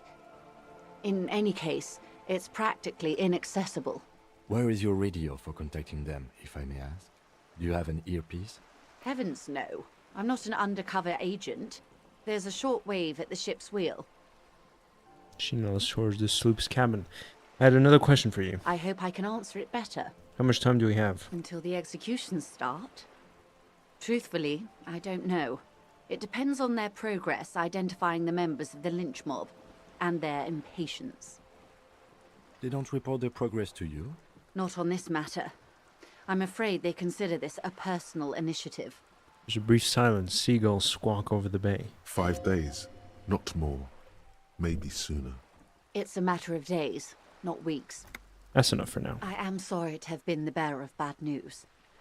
If there is anything else I can help you with, please ask. Now can you tell me about these tattoos showed the photo? Of course. Excuse my hesitation before. She reaches over the guard wire and takes the photo, holds it in her hands. For about half a minute, in silence. It was taken with a Trigat not long ago. This is the man's upper body. There were no more markings on his hands or legs. Stay quiet. Observe the woman's expression. Her mouth is relaxed. The accordion lines near her mouth vanish. The pearls of her eyes move slowly on the photo's surface. She has no excess of emotions for this cadaver. Has she seen dead bodies before? It's likely. What do you think? Sorry. I was trying to see if I can read the web of interdependencies between these points. The stars. She points to one on the photo paper. I can't. But that's how you read this story.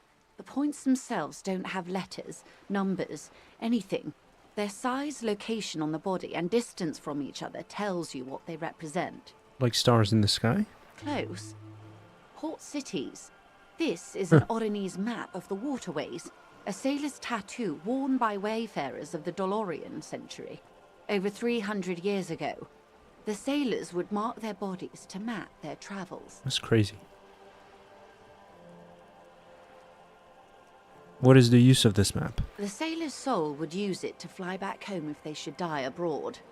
This is a sort of contraption to be reeled back in by. The silver cord, they would call it. Where is he now?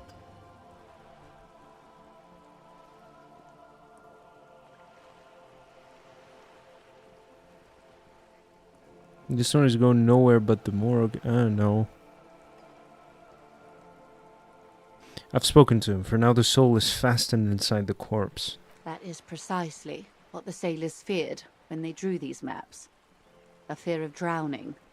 within one's own corpse. What travels did the dead man make? Quite a few. Vredefort, the Oranese capital, traditionally stands on the right shoulder. He started somewhere near here, I think. What next? Then he made his way to the Pretto Grande, through what I think must be the Stutz Canal, an artificial channel through the Occident. From the Pretto, he sailed to the Insulindic Ocean, first the Semines Islands, then this. She points to his heart. What is that? Revachol. Those are the two constants. Vredefort on the shoulder, and Revachol in the heart. They started the tradition of these maps right after the discovery of Insulinde, at the dawn of the Interinsulary Age. You said you can't read it. I can't. This man was no sailor, and these are no ports. I can understand geographic fragments, but not their meaning. Somewhere in an office lit by a single green desk lamp, Captain Ptolemaeus Price, 58, bald and bespectacled, is writing in a ledger on his desk. Rows and rows of days and weeks, laconic remarks in a single column. Patrol, case, vacation, injured. In Martinez, looking into Krenel, he writes in one. Then the man puts down his pen and rubs his temples with both hands. Outside, there is a siren. Distant gunshots on the streets of the Jamrock Quarter. This man is no brother of mine, but this is his service history. That makes sense to me.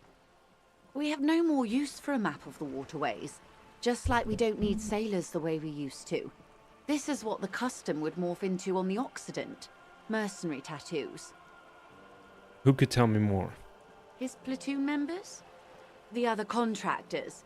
Though I do not suggest you go and show them that picture. This man was their friend and comrade. It could go this or the other way. Maybe if you're tactful, it could be beneficial. Surely there are other people to ask about the tattoo. This is not necessary to complete the task, officer. It's a dangerous side task.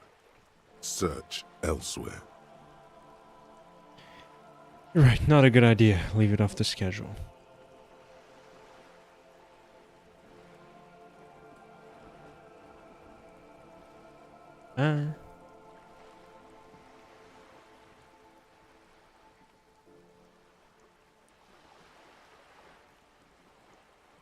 I am relieved you think so. I don't think deciphering that tattoo should come before public security. That's all for his tattoos. Thank you for your help. Is there anything else I can help you with? Bye. What's this? We're getting reports of normal, reasonable, temperate, political opinions somewhere in Martinez.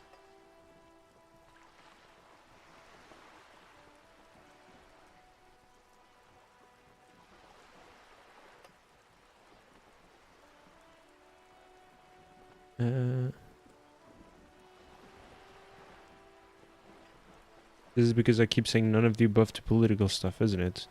What? When? It's also about that, but it's also more. Perhaps it's the hangover. Perhaps it's a temporary surge of serotonin, but something tells you it's time to become a citizen of the Kingdom of Conscience.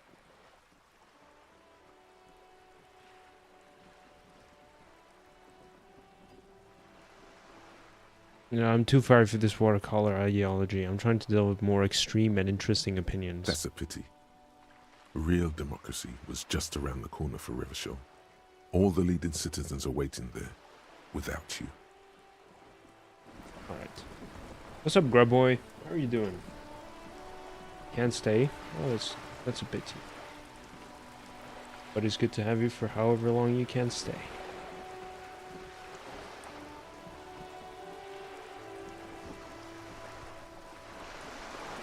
I think we're going to take a quick break. It is 10:11 a.m. now in game. So I might go call the library, though it does feel like we're getting to the end of the game, so maybe I just want to kind of like rush it. Like ignore the side content, but I don't know. I'll think about it over a break.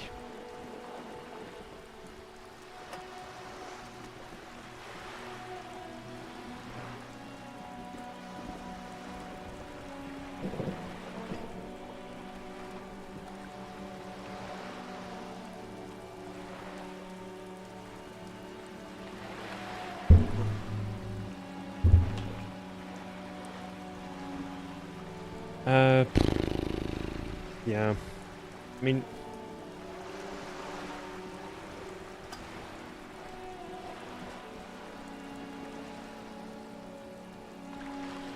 it's hard to get blown away by stuff in this game, plot reveals and whatnot, when they're just talking so fucking much. Oh my god. Never keep up with like what's supposed to be relevant information and when it's just like yapping about world building, you know what I'm saying?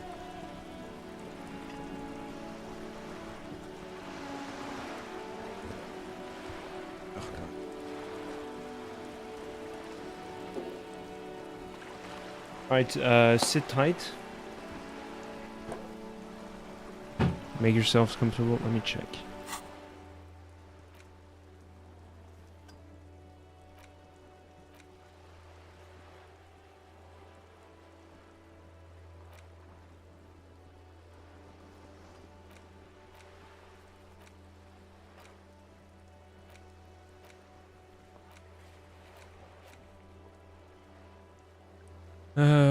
Yeah, okay. So I'll just walk back to the Whirling in Rags and see from there.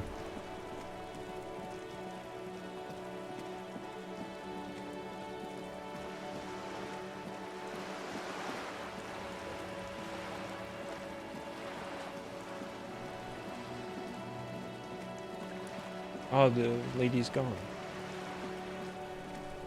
Looking for her husband, who we probably found dead. Here. Oh yeah. The authority.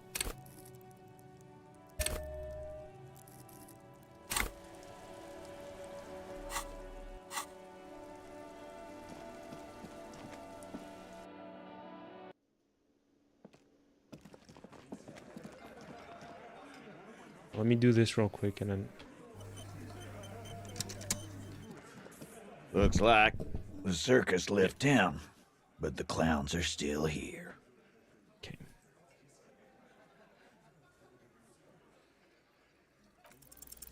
As you look around this room full of sweaty men, swearing, drinking, spitting out tobacco, does this look familiar? Where have I seen this before? You believe the place was called Precinct 41. It was also filled with, almost exclusively, men, sitting on desks, talking shit and wasting time. You seen Apricot, old Purdue's daughter? Asks Lieutenant McCoy. Uh-huh, replies Torson. The ass on that one. McCoy shakes his head in appreciation. A bit strange the old man named her Apricot, but, I mean, who am I to judge? Wanna hit the kebab joint? Yes. I get it, Titus. You guys really are the authority around here. Huh? You must be. You're like... You're just like real cops, drinking beer and sitting around with your dicks in your hand. You got a problem with beer now? Not quite there yet. Push on. Hmm.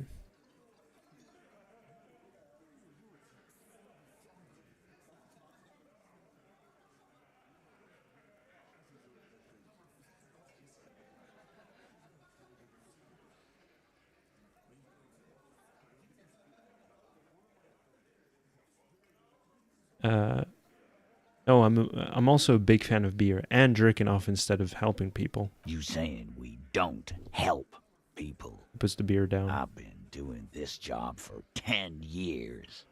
Martinez was a dump before we put this outfit together. They don't know, man. They weren't here. We had 3 shootings a week, kids dead, fucking graffito everywhere. You cops haven't shown up since the 30s. Congratulations on the graffito removal. All I see is you sitting around talking about Monica's titties while there's a rape victim. So what? What do you want from me? We took care of that fuck. He picks the beer back up. Don't let him drink that. One more push. Quick. Just don't antagonize him. You have this already.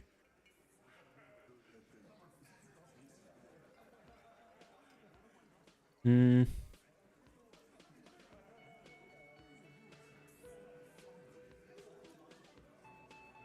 Well, they're both the same option, just like phrased differently. It's not about who did it, it's about the victim. She needs help. Titus? He looks at her. She stops mid-sentence. That's it. You got him. He's going to give it up, but on his terms. You wanna help her, cop? Fine. I'm gonna let you help her. But you treat her with respect. If you don't, if you question her, harass her, a freight train of pain, buddy. What is her name? The lieutenant takes out his notes. Glacia. Yeah. I'm on due. She's staying here at the Whirling in Rags. A real pretty one. Silvery jumpsuit. Blonde. That's Amonju with an O-U. Shit. The girl. The girl upstairs? That can't be her. She knows you drank so hard you forgot you were a cop. Oh, it's her! It's definitely her! It's Miss Oranje, disco dancer!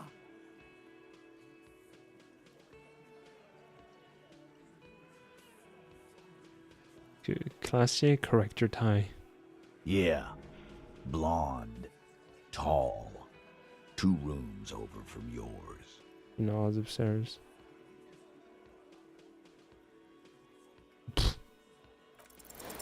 You inexplicably add cool after the victim's name, with your eyes bulging like some wild beast. Your fingers are fidgeting and sweat starts forming on your brow as Titus looks at you oddly. I don't understand what's so cool here. Nothing. We just have a few more questions. Then we'll be on our way. Whatever you do not tell him you know her. That would sound off, calm, normal. Try to forget this little hiccup. I think I laugh nervously. I think I know her. So what was her relationship with the mercenary?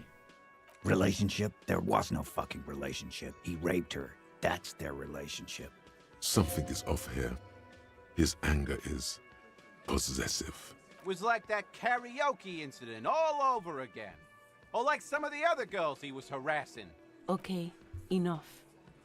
All of this is irrelevant to your stated investigation.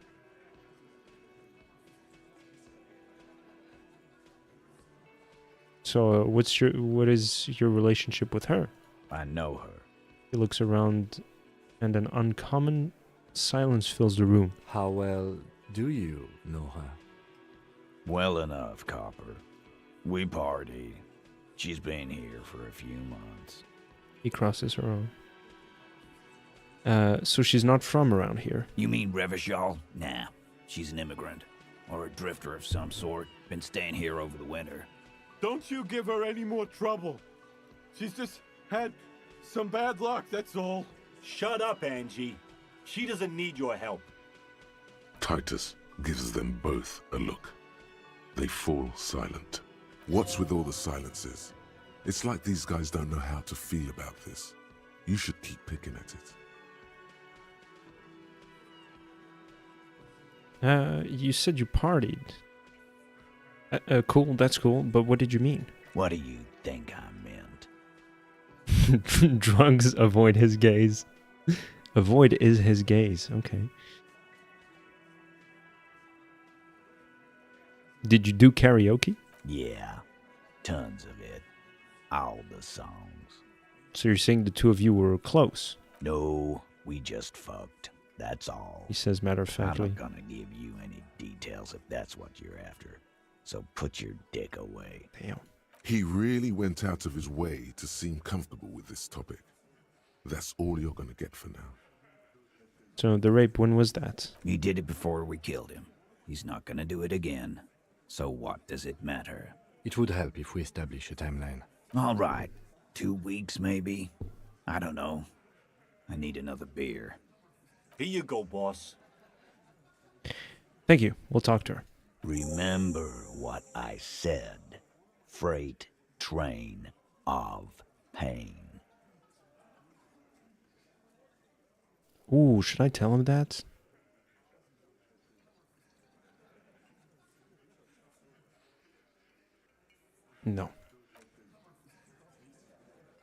So, get there. I think I know where she is. Uh-huh. Officer, what was that? You mean the sweating and the fidgeting when he mentioned her name? Yes. And this sort of quivering jello thing with the eyes? Point to your twitching eye. Yes. I think I know that woman. The victim? Is there something I should know before we talk to her? Whatever you do, don't say the first thing. I didn't rape her. Thank you, Rhetoric. I appreciate that. I met her in the hallway after I woke up. Understood. You were not in good shape on Monday. She knows I didn't remember being a cop. Okay, that's manageable. I tried to hit on her. Understood. Better not to add anything to that. It went pretty okay, I guess. It doesn't matter how it went, officer. What else? Nothing. Let's move on. We'll be all right, Lieutenant. This is nothing. You feel fortified by his assurance. It's going to be all right. Hell yeah. Is it though? Nothing? You're still in for a bumpy ride here. Try not to mess it up. So, can I do this? And then this? The door is closed. Who is it? This is the police. Can we come in? Come on up. The door is open. I'm drying my hair.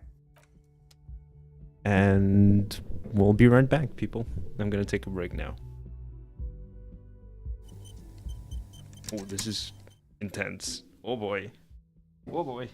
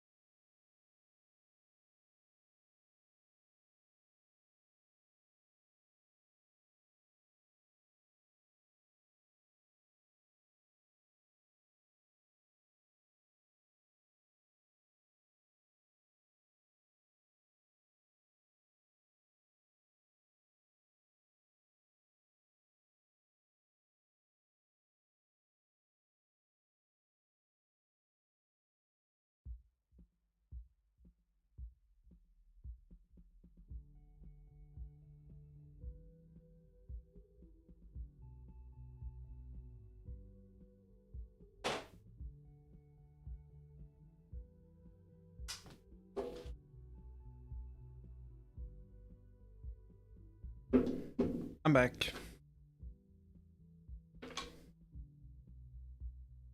Okay. Woo! Well, it's still here, and that's beautiful.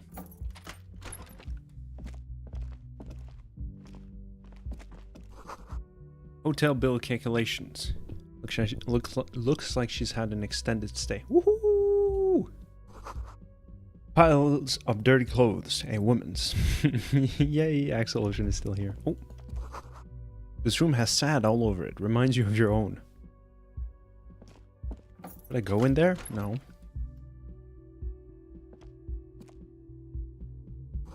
You see the yard below. The corpse is no longer there.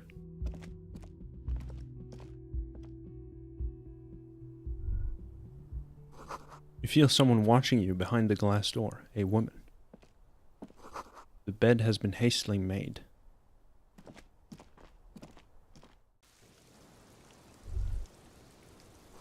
The smell of cigarette smoke in the air. Astra. Menthol.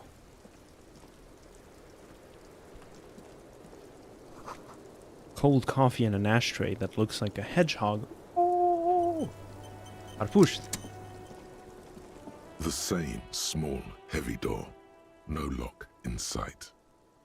Where does this lead to? I don't know, Lieutenant Yefreiter. He makes a note. It is not the first closed door we found in this building. There is also your mysterious blue kitchen door. My mysterious blue kitchen door? Do you think it's important? I don't know. The further we get, the more this building seems to be tied to the case. The vigilantes, the cadaver, and a number of people connected to the case are in or around this building. This door is part of it. It's not unimportant. See, the main investigation and the door below are merging into a stereo investigation. I hate it when that happens. Push. It's barred from the inside. You hear the bar rattle in the brackets. I'm gonna get damage if I kick it in. I'm not gonna do that.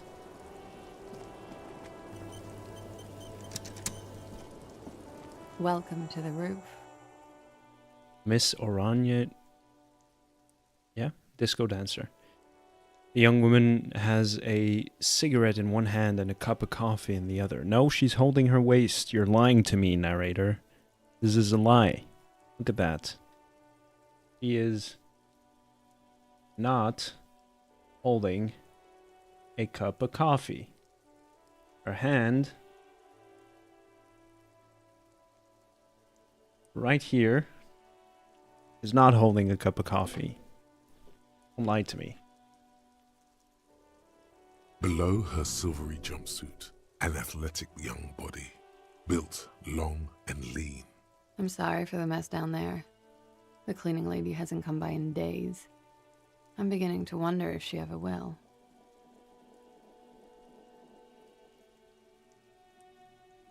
Nice view you've got here. It's much nicer now. Her eyes wandered north toward the yard. Where the dead body used to hang, clearly visible from the roof, but no longer. We can only see one hand. Sushi, she's smoking one with her cigarette. Sushi wants to bust my balls, so I'm going to do this again.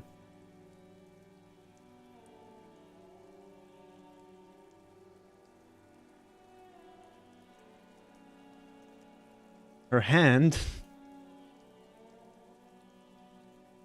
is holding her waist while the other is smoking a cigarette. God damn, fucking wasting my time. This must be awful to watch. I'm so sorry, people. Thank you for that, officers. Truly. There is something in her light brown eyes, a sadness, when she thinks about the death of that man. You mentioned a cleaning lady? I think I need one. Proceed. Oh yes. Legends of room number 1 have made their way around the building. They say a portal to hell has opened in there.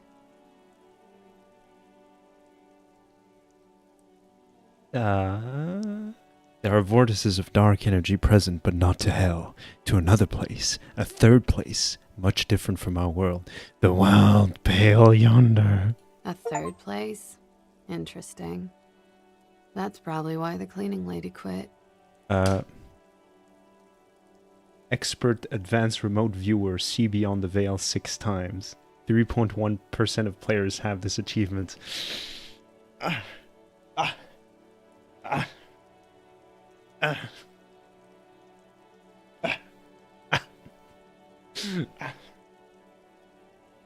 I'm Kim Kitsuragi.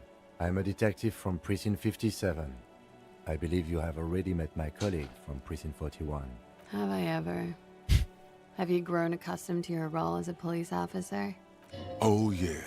Feel the power.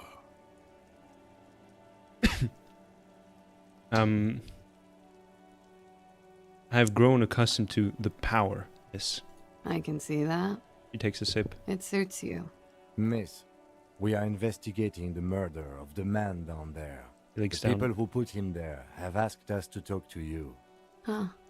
I see. Takes a pensive drag of her menthol cigarette. Be careful. Ask something else first. When you go there, use words like, I hear you have been through something difficult. What's your name, miss, for the record? Clausier Amandou. Same name that Titus gave you. It sounds Oranese, as does her accent. Are you from Oranje? Right, sir. Vredefort, Republic of Oranje. I guess you could say I am an Oranese expatriate. How old are you? I'm 28. She takes a drag. What is Oranje? A bad memory, officer. A bad memory of... Of lilacs and lightning. Parks, glass. Duraluminium. Vredefort is a conference city. It's always autumn there. A night. At least it was for me. What's so bad about that? Nothing. If you're no longer there. The conference centers are filled with people who get angry at you if you do something wrong. Let it be. It's the past. People can't go back to the past. Thankfully, it's implied. What do you do, miss? What is your specialization? Something stupid. Want to hear what's stupid? Somewhere in a one-room apartment on Boogie Street, a young man shows Patrol Officer Tilbrook his genital warts, asking if they're cancer. His partner, Emil Mullins, can't be there. He's in another apartment with another man who's showing him a dead dog under the radiator. It's dead, Mullins says. No, the man replies. I touched him. He's warm. He's warm, Mullins replies, because he's under the radiator. You're a cop? No, no. More stupid. Oranese lit. Oranese lit? Oranese literature. It's what I studied at the university.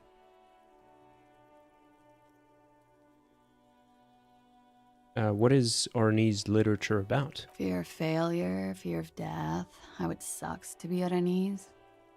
All national literatures are... Only the name of the nation changes. If that's true, then Revacholian lit would fit you like a glove.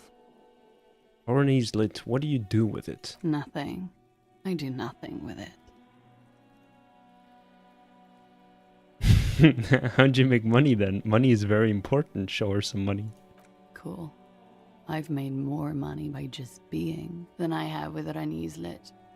Being what? Many things. A roller skating instructor, a secretary, Miss Oranje 37. This is, what's her name? Laura Dern in Twin Peaks The Return. Beat for beat. It's the world's most tired smile. Thank you. That's it, for the record. The record. So official.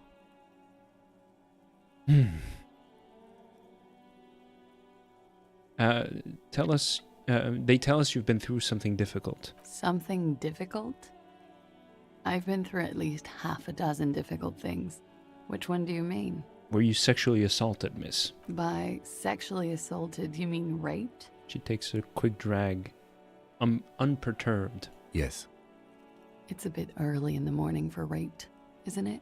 She sounds positively buoyant, vivacious, totally unbothered. And what does that mean? Were you... Yeah, I'm gonna go with not raped. I can't say that stuff about him. Tell them it's not my style. They'll have to, you know, if they want to jazz up the charges, they'll have to get someone more, rapeable. By they, she means the Hardy Boys. Are you saying that you were asked to tell us you were assaulted? Not explicitly, but I understood what they meant. It wouldn't hurt to spice things up a bit. Some assault and battery, sexual assault maybe. It was clear the latter would be spicier.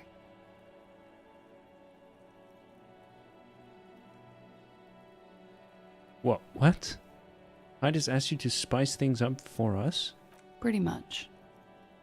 He cradles her coffee cup in both hands. Show us then. Okay, I'll stop. Warming them. Are you sure you weren't raped? I'm 89% sure. Does that mean you're 11% not sure? You know how it is. Do you? Do I? Maybe you don't. In conclusion, officer, I'm gonna go with a mild to medium not raped here.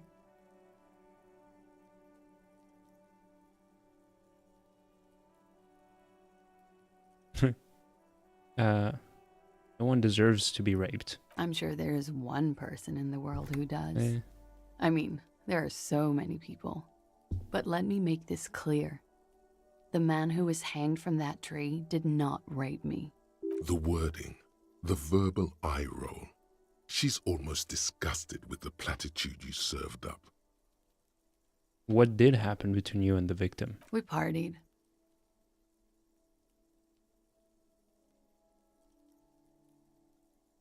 Wait, partied? Where have I heard that before? A lot of partying going on. From Titus.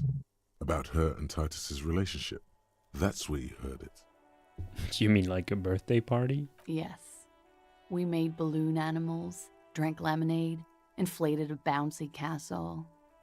Did you rim the lemonade glass with sugar? I like to do that. Yeah, I love that too. We frosted the glasses, I unwrapped my bike, there was a petting zoo with little white rabbits. Really? I would like it to have been that way, but it wasn't.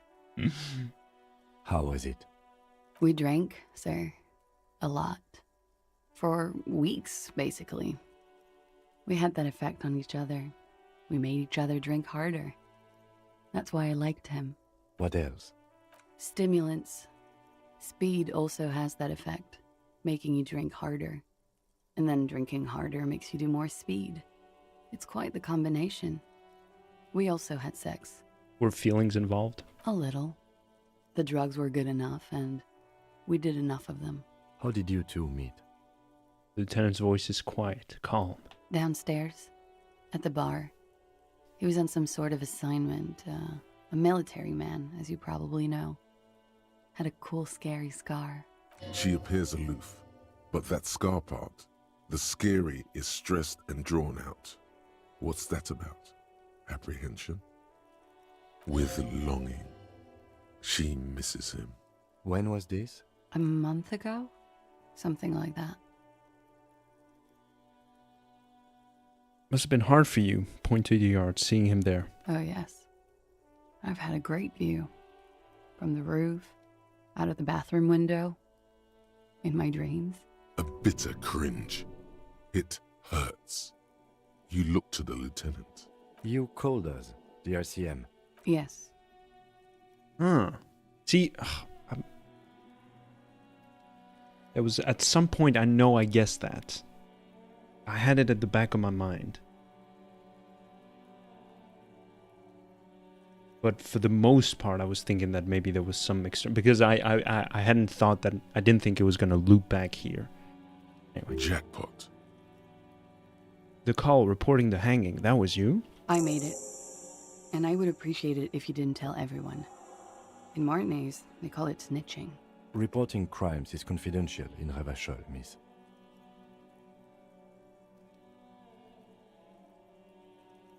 Before we go on, if it's snitching, then why do it? Because I couldn't handle it anymore. None of these people called. He just kept hanging there. Then they started stripping him. Tearing off his armor. Demeaning him. Throwing rocks at him. The caller's voice was disguised. I didn't exactly disguise it. I just muffled the mic and nicked the landline a little. Nicked it how? With nail clippers. And I diverted some radio fuzz into it. Into the cold wire. So, she's got mystery Oh. phone. And in the process, you broke the landline downstairs. Did I? Fuck. I didn't mean to. I had no idea what I was doing. Oh, Gert. Oh, I'm gonna have to tell Gert. Oh, Gert is upset. Oh, no. Why go through all the trouble? I don't know, sir. It was stupid. I was drunk, too. I was probably afraid the Union was listening in. Locals say they have ears in the wires. Thank you for making the call, miss. It was the right thing to do. I didn't want to, sir. But if I hadn't, he'd still be hanging there. What did they hang him for, if not the rape? He had something to do with the strike. One has been roiling since I got here. Rotten timing. But you probably know all about it. And his role in this strike was what? I think he was in a security detail. He was ex-military, worked for Wild Pines, and against the Union. We didn't discuss work much, if you know what I mean. But I understood it was dangerous. And they lynched him for it? She nods.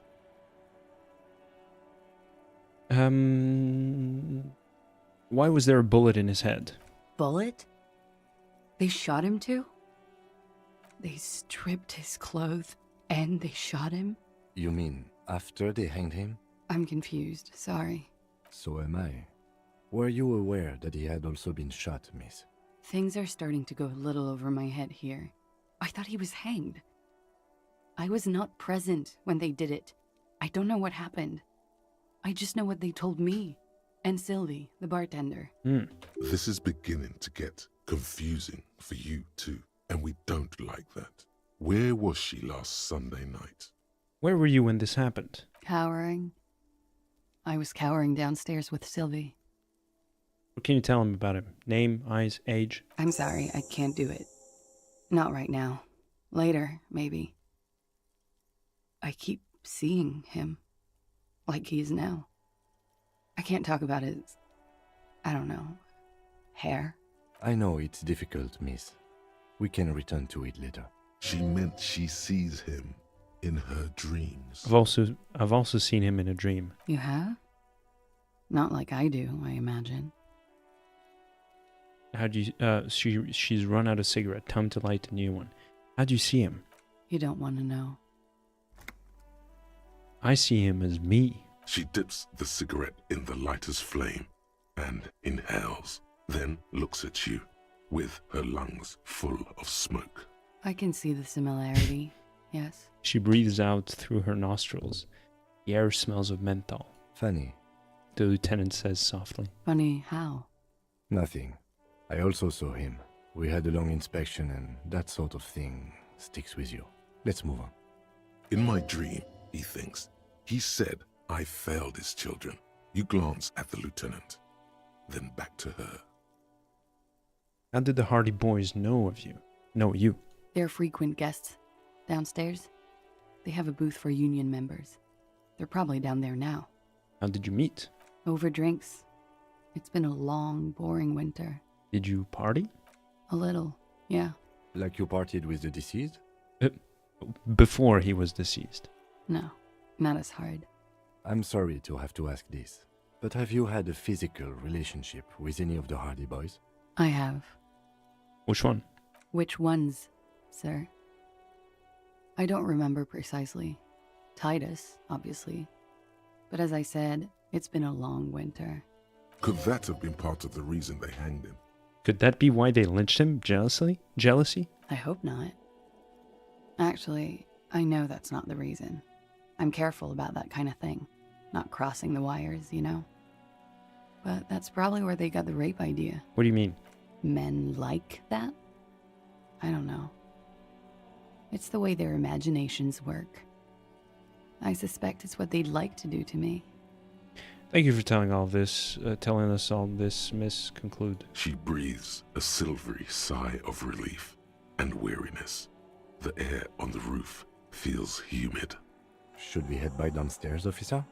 We may have things to discuss there. As he says so, you feel the young woman looking at you and get a feeling you can't quite put your finger on.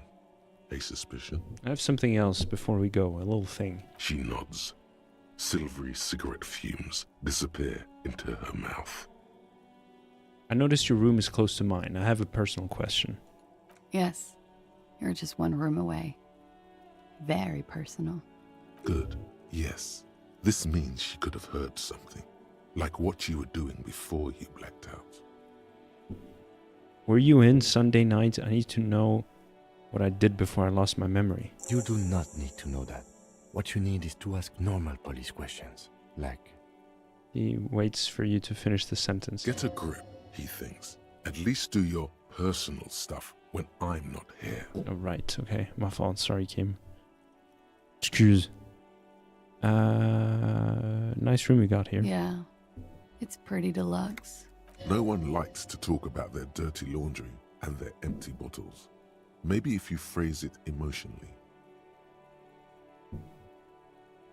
I hate to say it, but you've got sad all over the place. Yeah. I've contaminated it pretty bad. Is that why you're out here? The contamination spreads from room to room. First, I escaped upstairs. The sad got that too. Then I found the handle for the summer door. What exactly is the nature of this contamination? For me, it's a mix of me with a lack of cleaning services. How about you? Talk around the establishment is, you have an industrial sad spill in there. She taps the roof with her heel.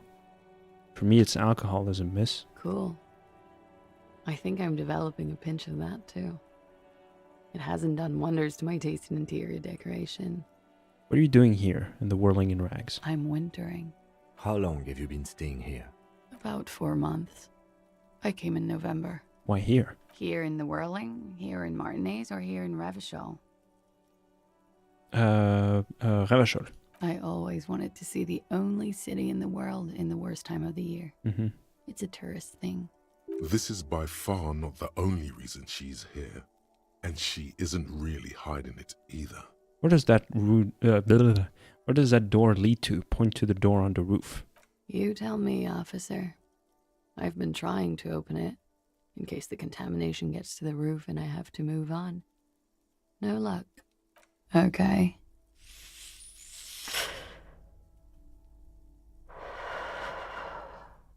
Wow, ASMR, okay.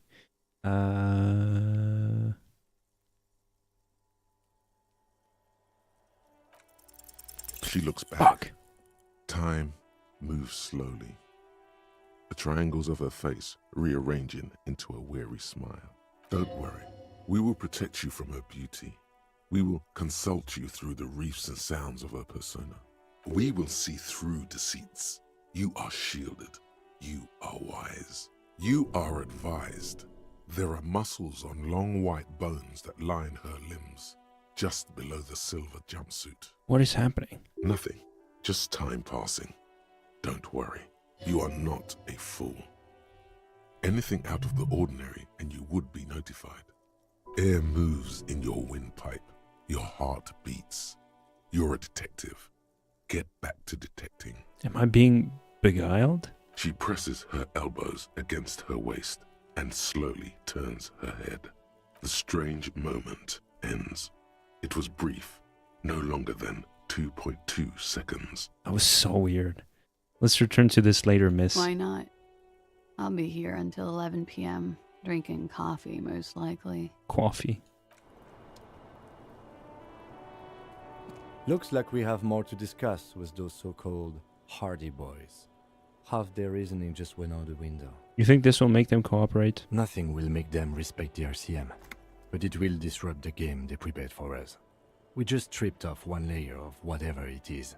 Her decision to not corroborate their story was definitely not part of the plan. Say in a hushed voice, why did she tell us all of that? What else could she have done? Lie? She saw there was no way to lie and get away with it. I'm not sure she had to lie. I wouldn't have known. If not you, then me. It was a smart move from her. She seems candid. You think so? Being candid is the best way to lie. The appearance of candor with some facts thrown in draws attention away from whatever one chooses to omit. She may be trying to control the pace of the investigation. Anyway, we should move. I suspect our inquiries will bring us back here soon enough. Okay.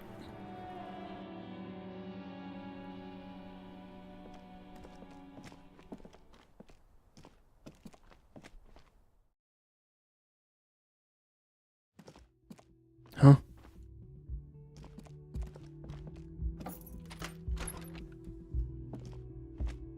This medicine cabinet is full of wares. Sheets of pills, haphazardly stacked, one on top of the other. There's also a toothbrush somewhere in there. Look at the toothbrush. It's been used quite a lot. This toothbrush belongs to someone who doesn't give a damn about her teeth. Look at the medications. Pharmaceuticals line the shelves, sheet upon sheet of pill bottle next to pill bottle. Acetylic acid, APAP, eye drops, blood thinners. There's quite the collection here. Anything of note? Search the bottles. Pill bottles rattle like bones as you search the cabinet. Paracetamol, histoperidol, something in a foreign language you can't read. Behind them, an unusually shaped nasal spray. Its label reads, Nacra. Nacra? This is used to treat opioid overdoses. Always handy to have around. Nacra, opioid antagonist. Interesting. That's used for diamorphine overdoses. The lieutenant nods, then looks at the door. Search the pill sheets. Among some foreign, probably Messinian or Gottwaldian, marked red blister packs you find. What do you find? This is going to take a little know-how. Is there something more interesting here? Nothing of note. The further you look, the more arcane it gets. You don't know what the rest of this stuff does. Okay.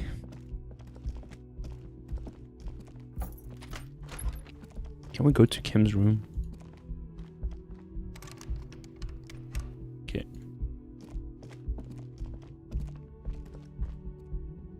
What time is it?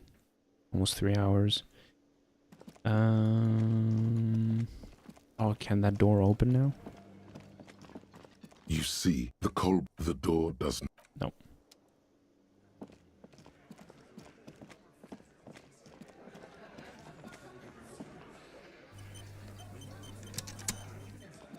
The clowns are still hanging around.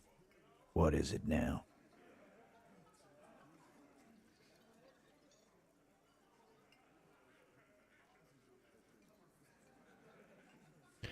Classy says she wasn't raped. Fuck! I knew that fucking whore couldn't be trusted. Meh. You've hit a nerve. Titus is furious. No, more than that. The loyal Titus feels betrayed. For the record, Titus Hardy did not explicitly specify the victim as a whore, nor did he say anything about trusting her. It's on record. I'm streaming this. Oh, shut up and stay out of this, Liz.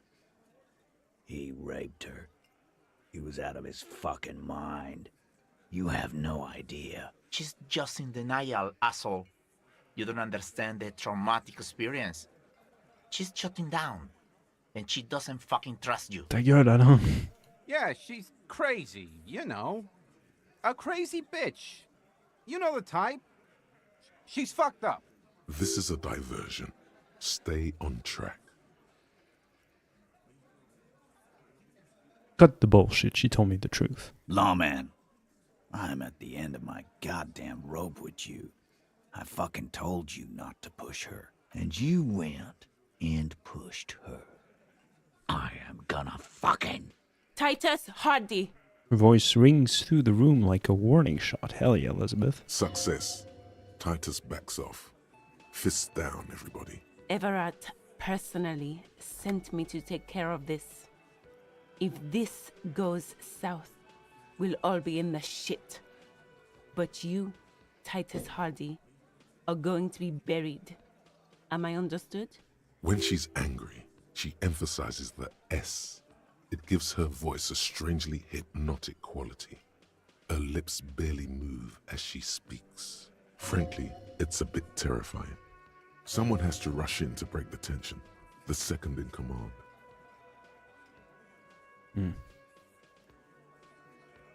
Look, Copper. We know that that fuck was a rapist and a killer. We got him confessing to it on tape. Show it to him, T. What's the harm, right? Here, jerkwad. Listen to this shit. And then come back and tell me the soldier of the apocalypse was an innocent man. This is their last play, this tape. Their story is in tatters, a mess. It might be nice to listen to, but at this point, you don't need to. Why should I care about the tape? You lied to me. You don't care about evidence. The fuck are you a cop for, then? Pigs, T. They don't care about getting the truth. They care about getting convictions. They are fucking keeping a score on their bulletin boards. I won't be on your bulletin board. If you don't listen to the tape, we got nothing to talk about. There's a lot of questions. If you ask them now, they'll just keep bringing up the tape. Listen to it, and they'll have nothing to hide behind. So what's on this tape? What's on it? We call it the Dorgun a mega mix. You'll know why once you listen to it.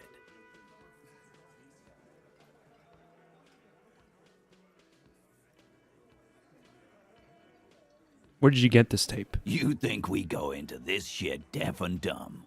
You RCM aren't the only ones who know how to bug people. There's no university degree for that. So you've bugged them. How?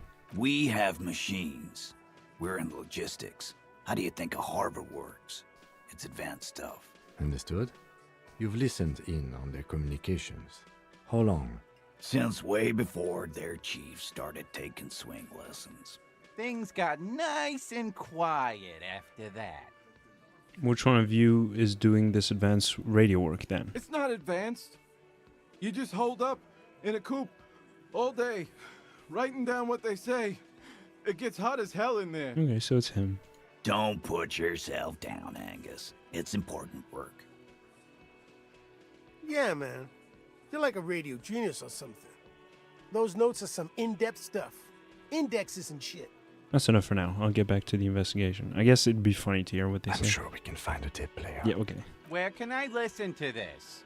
Why don't you try shoving it up your ass, genius? Nice, Shanky. Yeah, got him. play it with your ass, cocksucker. I'm sure we can find a tape player. It's not a problem. I love how he says this, like... I played Harry as such an insecure being that he's just like always there being like, don't worry, we'll find a solution. This is not the end of the world. That's enough for now. I'll get back to the investigation. Don't forget your tape, lawman. Compliments of Titus Hardy. Fine, I'll listen to it. You do that. Oh, and keep it. Maybe you'll need a reminder of human ugliness someday. I hate that we have to wait for him to finish his dumbass animation every time we talk to him.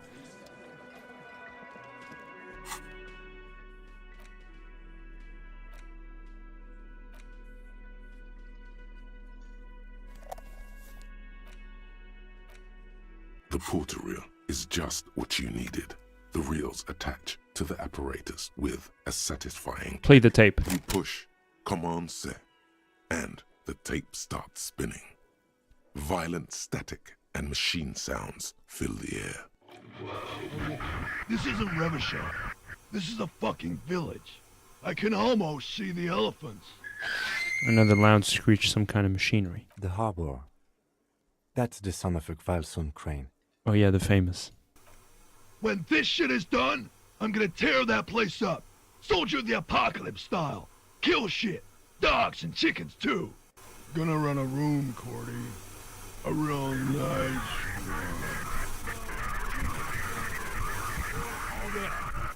I don't give a shit. I'm fucking done. I'm done mentally. I'll fucking do them all in. Rape that disco cunt on the counter. You know, the dance a whore upstairs. Do it Kohoi style. Never did get that taste out of my mouth. The lieutenant presses the button marked Arrete on your porter reel. The tape stops spinning. What was that at the very end? Silence? End of recording. Who's this Cordy? Corty could be short for Cortenard, one of the other mercenaries, the one he was talking to. Probably the mountain at the harbor gates. Mr. Right to Work. What's Kohoi? A village on the Samaran Isola. in South Safra. Grad committed war crimes there, the kind of thing he talks about. You think he was there? Who knows? Maybe the tattoos would have an answer. We would need to know the story of this man's service. A symbol of soldier of the apocalypse style conduct in a civil environment. What do you think? It seemed authentic enough. Probably recorded off the shortwave, then edited to seem more incriminating. He sounded like he was on patrol around the harbor walls.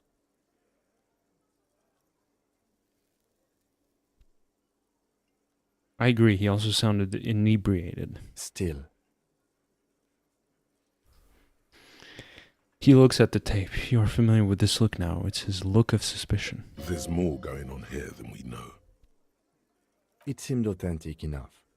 Probably recorded But he off did the say shortwave, he's going to then do it. You can't edited edit words to into seem more someone's mouth. incriminating. Indeed, but... Oh, okay. There's more going on here. Okay, what now? I think we've got a few more questions for class here, don't you? This seems to contradict her testimony, at least to some degree. As you take out the tape, the boombox tunes itself back to the cheery radio again, spewing out beats like it's a Friday night. The contrast feels chilly, inappropriate even.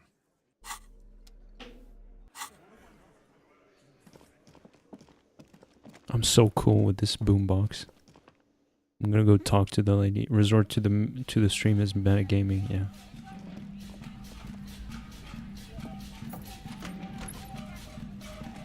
What does the other guy say?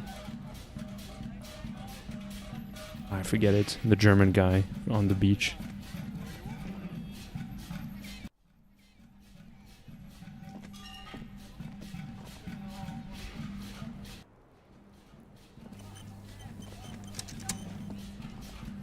I was just thinking, what a nice day for questions pertaining to a murder investigation. Titus Hardy gave us a recording where the deceased states his intention to commit rape.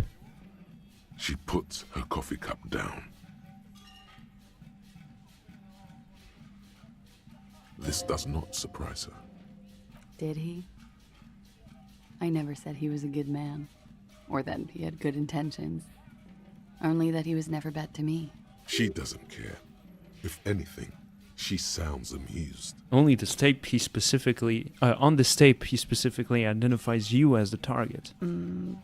Where did they get this recording exactly? It's intercepted radio chatter of the deceased, recorded via the encryption station. It's authentic enough. Does he say he's gonna do it Soldier of the Apocalypse style? Those were the exact words he used. Yeah. That was practically his pickup line. She picks the cup back up. Did he say whores a lot? Was he pretty much on the verge of doing it Kohoi style? Yes, the word whore was used. He liked the way it sounded when he said it. As to Kohoi, The young woman lights a new cigarette with the butt of her old one. Goddamn. he wasn't actually there. He didn't do a tour, or at least didn't tell me he did. Would have been overkill anyway. He lived his own little Kohoi. It wasn't his everything. Why say things like that, machismo? Yes, was he bragging? Oh no, I'm pretty sure he did all those things. Then integrated them into his idea of normalcy. To keep on living. Until they just sort of turn into his, what's the word I'm looking for? Coping mechanism? Running joke. Oh. I was gonna say running joke. And it sounds like you didn't even get the good bits. Lely's punchlines got way, way funkier than that.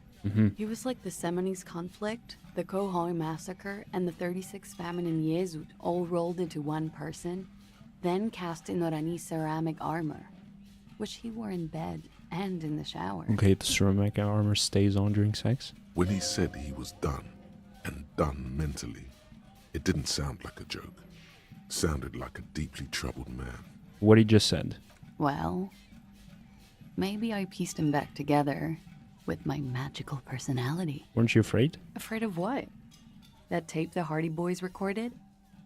Your mother probably never told you this, but girls are evil. Had I the physical robustness and social support, I'd be in Kohoi. I would be tearing it up Soldier of the Apocalypse style. Did he tell you he had actually done any of those things? In Martinez, I mean? No. We were too busy laying waste to our own nervous systems to direct any of the fury outward.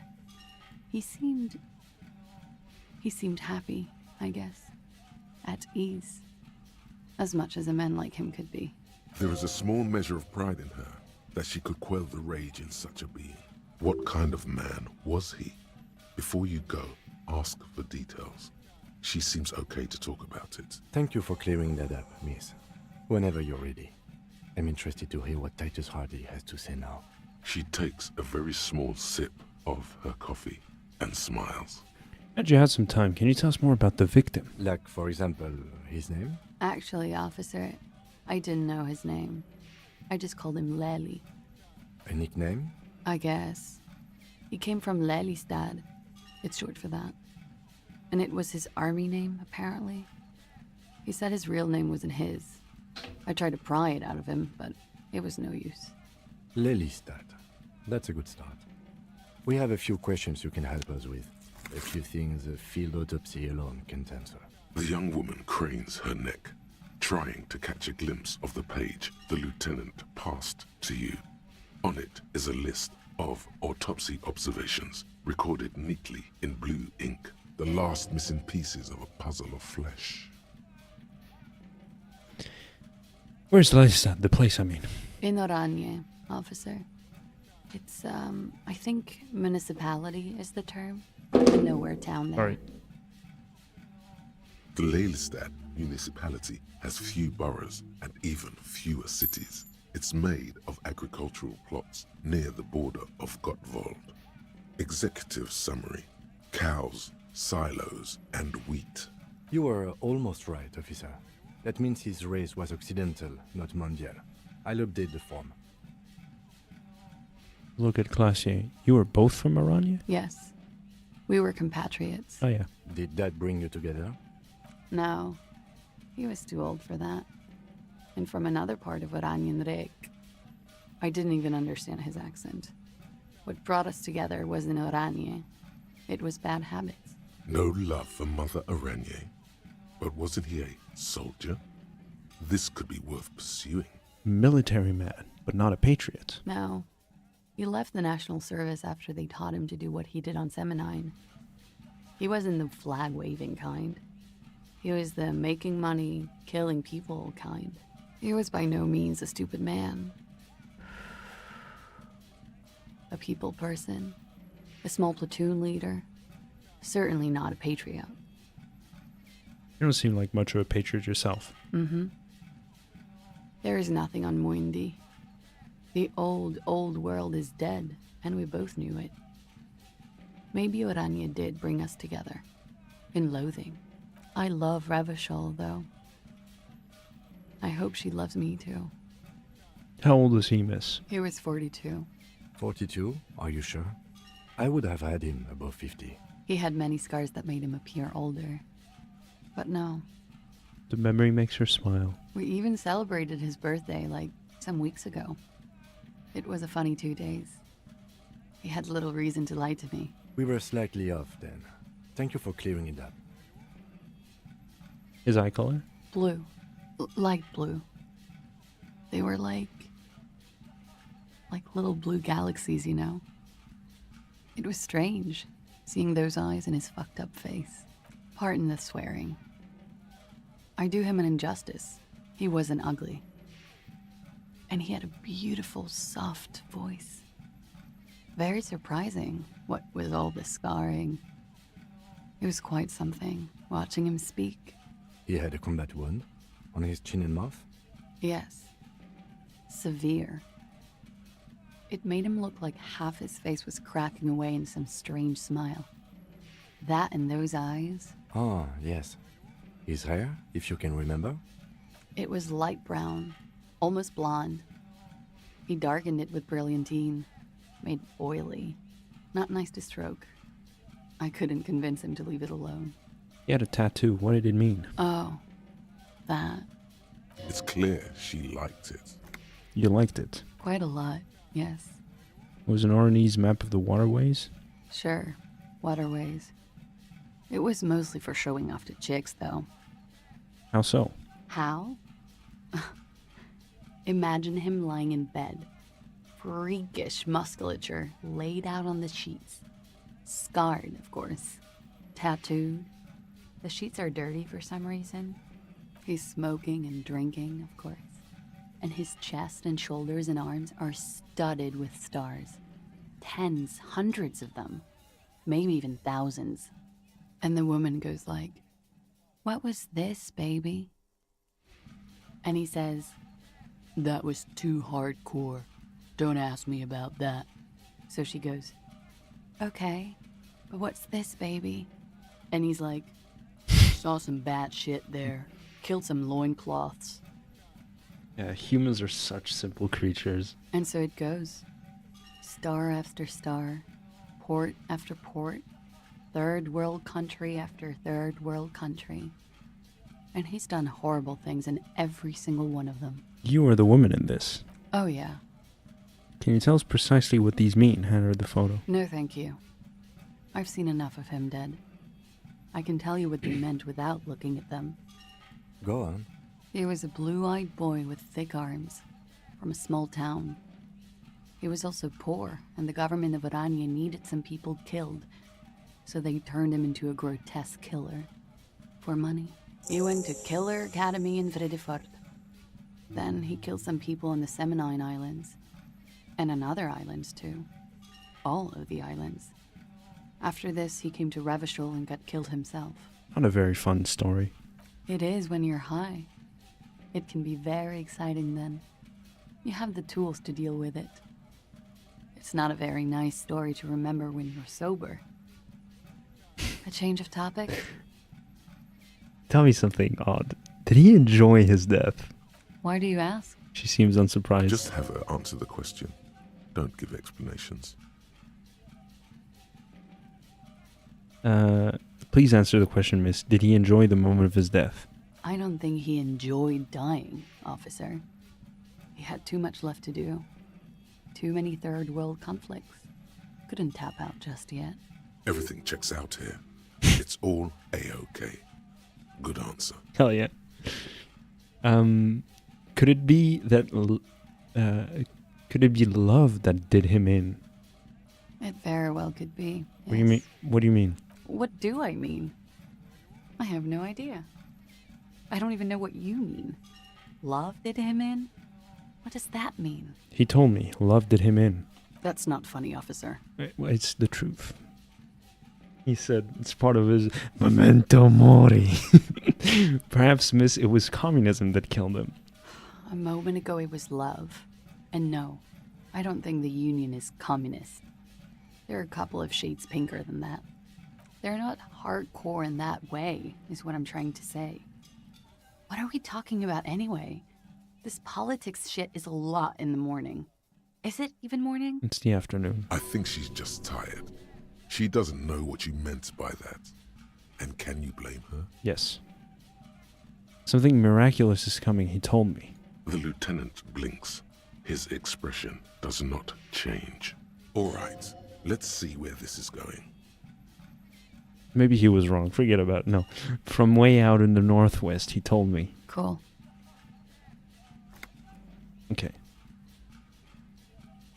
We requested a semen screening from processing. Good for you.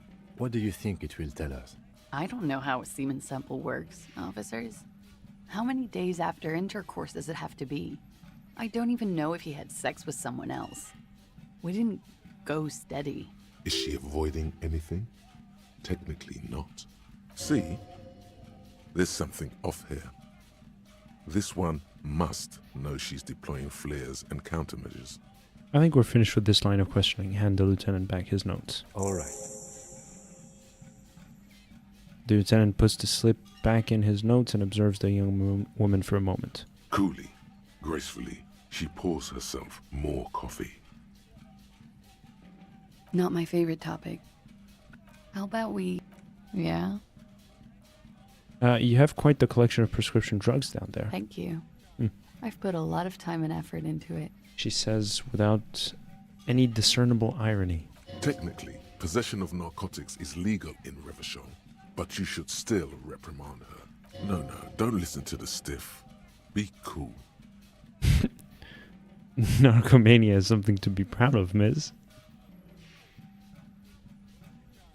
Oh, it's nothing. Oh boy. It was quite impressive. How did you amass such a hoard? With money, sir. It's not exactly the anti-star size caboodle I intend for it to be one day, but it's getting there.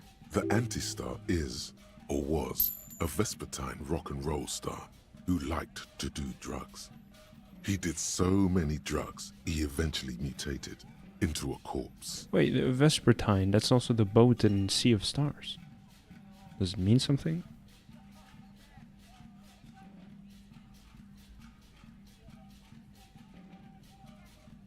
Oh, it does mean something. Relating to, occurring or active in the evening.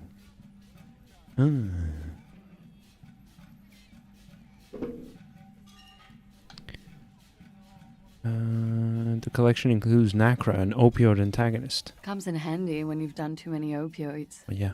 Is that something that happens to you often, miss? His tone isn't aggressive, just inquisitive. Better safe than sorry. As far as that goes, then... Very funky.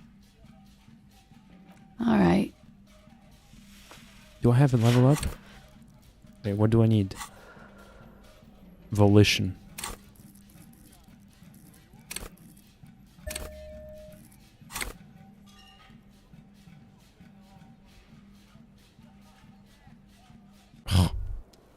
Wait, stop. That man, bloated beyond all recognition, was 42? That's what she said, yes. Below the damage, the weeks of decomposition, all the swollen indignity of mortality. He was 42 years old. Where's this going? How old are you? That's where this is going. 45,000 liters of raw alcohol has left its disfigurements. What lies beneath, you wonder? You could ask either one of them. Kim, how old do you think I am? Huh? How old do I look? How old? 58. What if you're wrong? We were both wrong about the deceased. He turned out to be 40. 42. And he was deceased. He had been decomposing for a week. I feel like I've been decomposing for longer than that. On the bright side, you've been getting a lot of exercise lately. The ravages of Al Ghul are nearly as extreme as that of death itself, Lieutenant Kitsuragi. There's silence. Then a little more. Here it comes. Mercy. Sure, you're 42. Let's go? Wait. This requires scientific measurements. Bring it on. I'm not afraid of the truth. To the laboratorium. Ooh. I'll be all maxed out on thoughts. Your face looks like it's 58 and your body feels like it's 60. Your mind feels like it's lived for a day, for one day over, feels like it's lived for one day or 100, both longer than they ought to be, the day and the century. But for how long then has this thing attached to your sentience? What? But for how long then has this thing attached to your sentience walked the planet's crust? Time to start racking those brains of yours, Elder One. When and where were you born?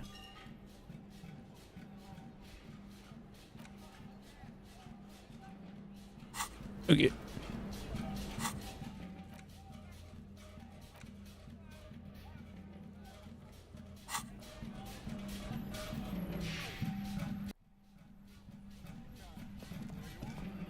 I don't get these steps. There's one that goes down here and one that goes down here. Oh, that down and then turns and then down. Got it.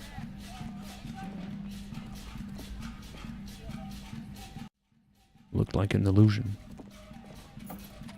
The music's still going. Imagine how insufferable that must be for Kim. Like everyone at Whirling in Rags. I'm just like walking around with my fucking boombox going loud as fuck. The clowns are still hanging around. Oh, shut up and just come over here. Now? Let me kiss you.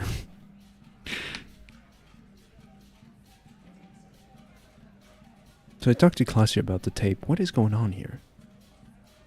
There's some guy near the karaoke. Is that a threat?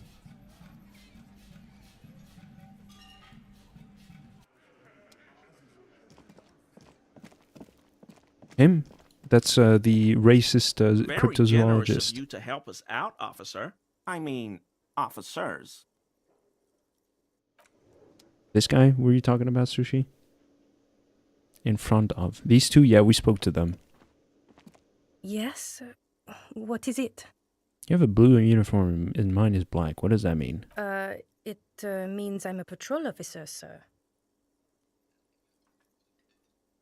Did you hear that? Did you hear me sing? Did you like it? That was pretty good, Harry. Wasn't it, Jean? That was. Yeah, that was absolute shit, if you want my opinion. Drunken shit. Haven't wanted anything to end this badly since I had cluster headaches. Horrible. Truly horrible. I beg of you, don't ever subject anyone to this torture again. I mean, seriously, you need to... Jean, it's not right. Don't make it worse. And I really liked it. Okay, goodbye. Everyone's a critic.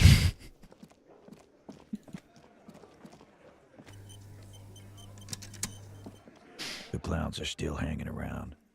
What is it now?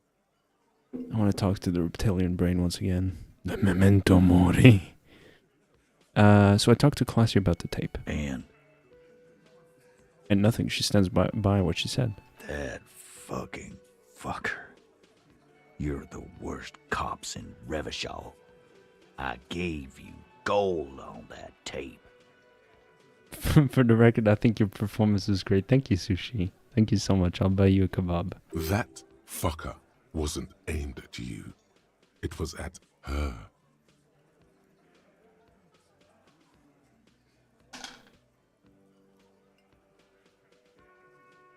She pretty much laughed it off, Titus. Fucking fuckity fucker. Hmm. And what did she say then? That it's fine. People are supposed to be like that. You guys are like that.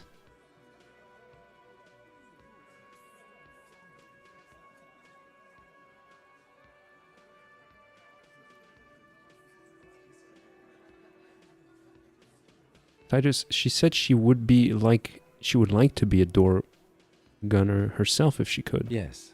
In fact, I think she thought it was a little funny. Funny? No good goddamn psycho whore. Alright. All fucking righty then. I guess it's good then. That fucking... Please try to control yourself in the presence of visitors, Titus. Her voice is a bit softer than earlier. This is just perfect. Just fucking perfect. Any thoughts on this, lawman? Titus rubs his chin with his palm as if trying to grind it smooth. You don't have to say everything out loud. Just mix and match.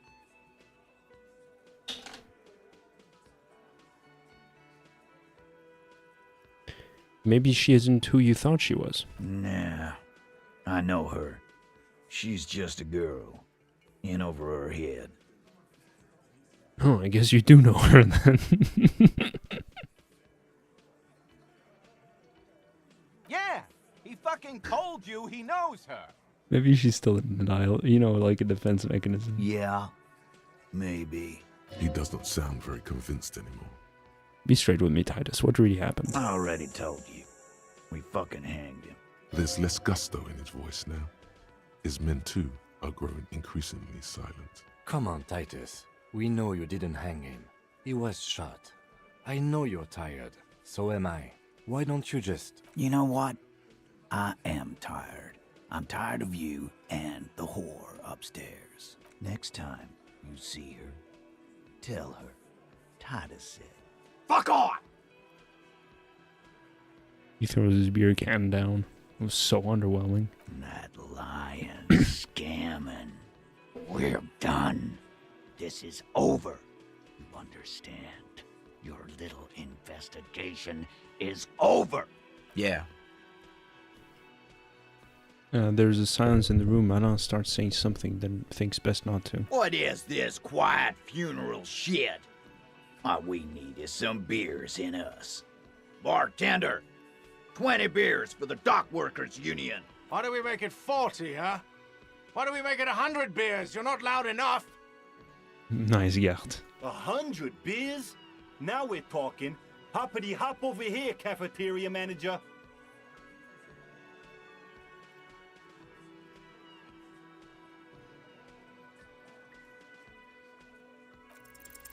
Clausia is playing them like a fiddle. Tell them how bad they got played, and they'll tell you the truth. There are many ways to go about it. All of them really good. Uh-oh.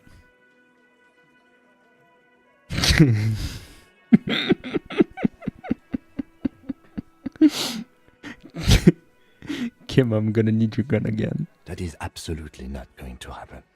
Could you just trust me with it for just a second? Gun me, Kim. Don't talk, just gun me. I didn't say anything. What are they whispering, Titus? I can't hear anything. I don't know. Some kind of bitch fight, I think. Hey, bitches. No fighting in the union booth. Talk or walk. You're a horrible gunless cop. This is all because you don't have a gun. You're never going to convince anyone without a gun.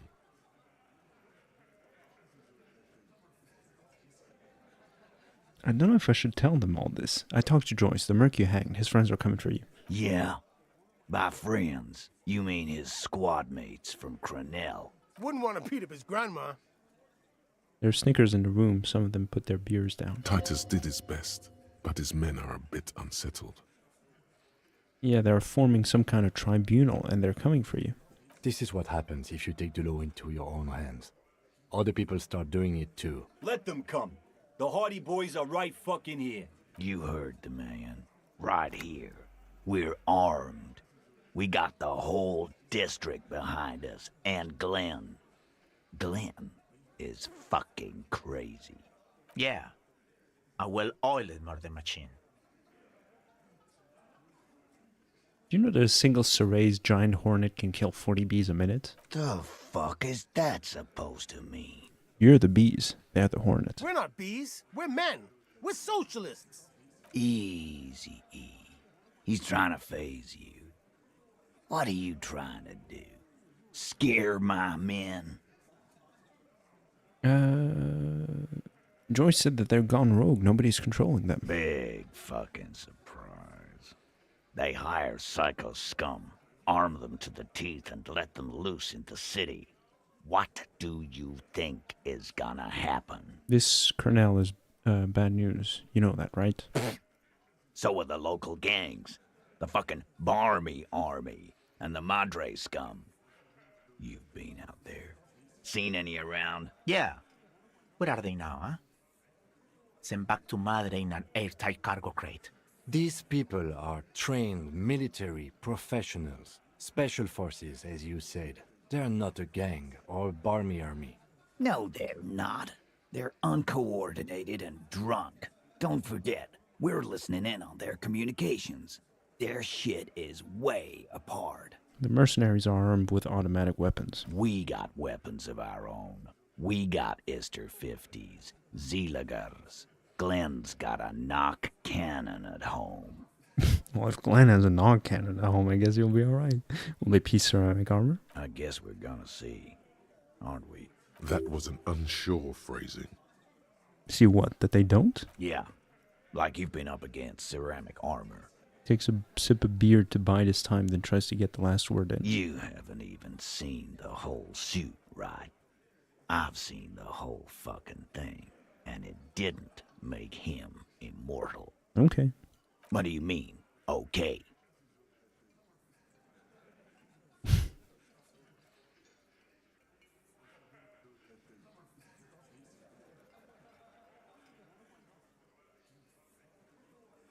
I mean, okay, they're gonna wipe you the fuck out, Titus. No, they won't. Get out of here with your negative energy. Negative energy? He really doesn't like you ruffling their feathers like that on what might be the eve of battle. All he means is that the situation is serious. No wonder you cops get shot to shit every day. Can't go to war with an attitude like that. I found someone who saw the hanging, a witness. A witness? You ain't got shit. The locals would never come to you with this. That's just cop tactics, Titus. Next, he's gonna tell you one of us already roll on the others, and he's in witness protection. My witness isn't a local. Well, let's hear it then. Who is your mystery fella? This goes without saying, but nonetheless, Don't give out his name. Charles Villedoran, a high-ranking government official from Rue Saint-Gilles, 33B. Let's just say he's a high-ranking government official and leave it at that. Yeah, right. Like we wouldn't know if an MI plant was in our town. Nice try, right? MI is short for Moral Intern. Moral Intern is short for Moralist International, the coalition that runs Revachol. Thank you. I've seen this shit a million times, Titus. Fly fishing. They are desperate. Tell us, Copper, what wacky claims did he make? The witness said that he saw 2 people of Pagite descent and 1 Mesk. Arabagite? Boss, I think he's trying to say me and Theo. Well, yeah. What is confusing you? Eugene, Theo, and Elaine were there too. I already told you. We were all there. The witness said the hanging went down very quietly. No shouting, no commotion. It's you assholes that feel the need to go around like a fucking brass band. The Hardy Boys are dead silent. Yeah, it's like they put cowbells on you before they send you to the streets. What's with the cowbells, policeman? They're avoiding having to answer this question. Imagine you guys drinking and singing lynching songs. What's with the funeral silence? We were drinking, weren't we, guys? I hit the bottle hard. I was drunk as fuck. Right, I'm convinced, Glenn. Nothing off here. Just a regular hanging. Bullseye. Glenn looks around uncomfortably. The lieutenant hit a nerve. Bien joué, Kim. The witness said it all looked like a surreal play. Those flaccid MI cocks with their culture language. Everything's a surreal play or sublime whatever. Doesn't mean anything. It means the whole scene was long and drawn out, like it was from a film. What is this fella's problem? Sorry we didn't make it more action-packed. It wasn't the first thing on our minds, you see? Shanky. It's Shanky, right? I thought there's something wrong about the lynching story. Now I know there was. You don't know shit. I know you are lying, Shanky. He writes in his notebook. You didn't break this wagon fort, but you did manage to rattle the people inside a bit. Enough about the witness. Some witness. I pulled the same shit. Came up with some shit, then went and said it to people. Get a reaction. Don't have to go to cop school to try that. You don't have to go to school for shit. I never went to school, and I'm doing great. Yes, you are, Glenn. You're doing a hell of a job, man. Hell of a job. That's what I'm saying. So much bluster to hide the fact that they're uncomfortable with you having this info. Well, okay. Guess what? I've connected you to the local drug trade. Like hell you have. There is no local drug trade. This place is as clean as a rifle. Go back to Jamrock and ask the local junkies how clean your streets are in Precinct 41 Kilos. We'll do that.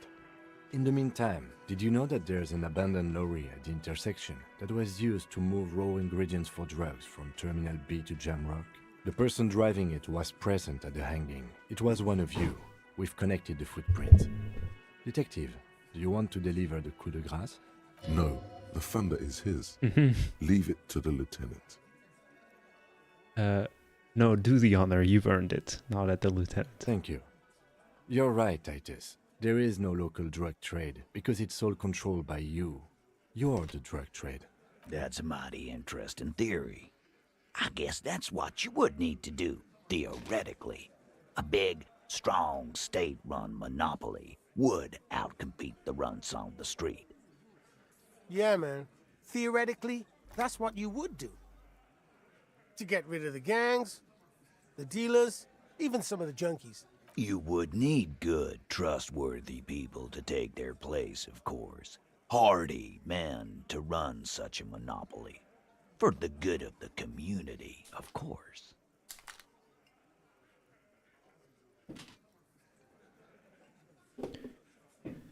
This is disgusting. You're admitting to profiting off of poisoning your own people. Is that the right thing to say?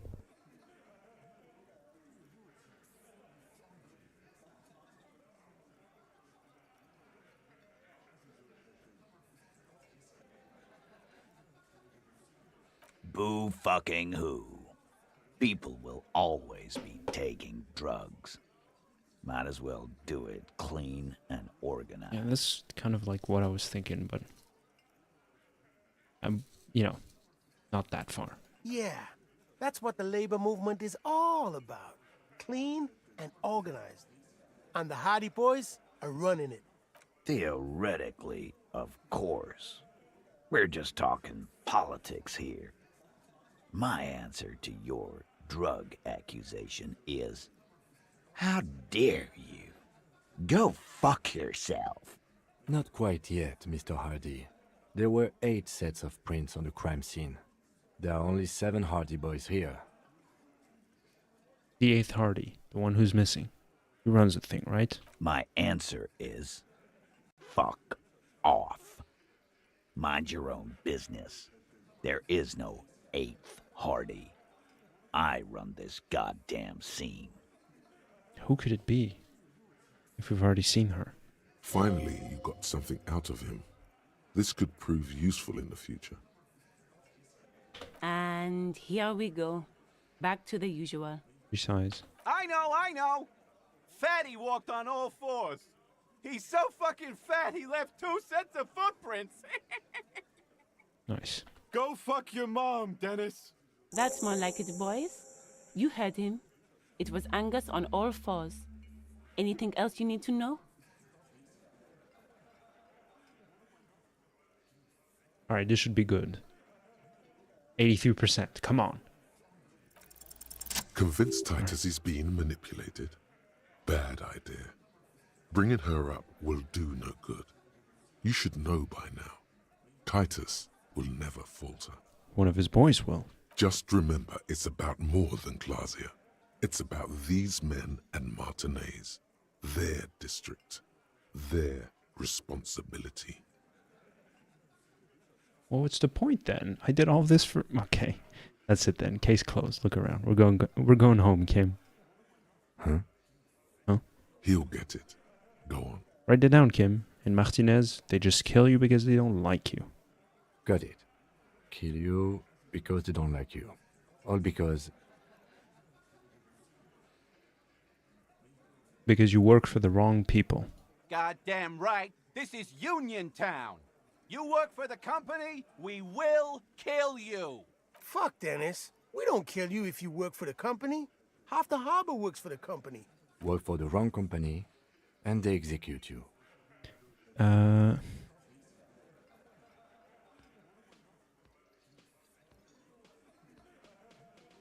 They just hang you, shoot you, whatever. They can't even remember. It wasn't that. It wasn't. We didn't shoot him. That's it. That's the weak one. Oh You flushed no. him out. Now go in for the... Why did I have to make it the fat guy? That sucks, man. Officer, you will be next if you don't shut up. He never said anything. This is the first time we see this face. The old man reaches for his belt, but his voice is strangely calm. He's onto you. He knows what you're trying to do. Steel yourself. Push on. Just ignore Theo.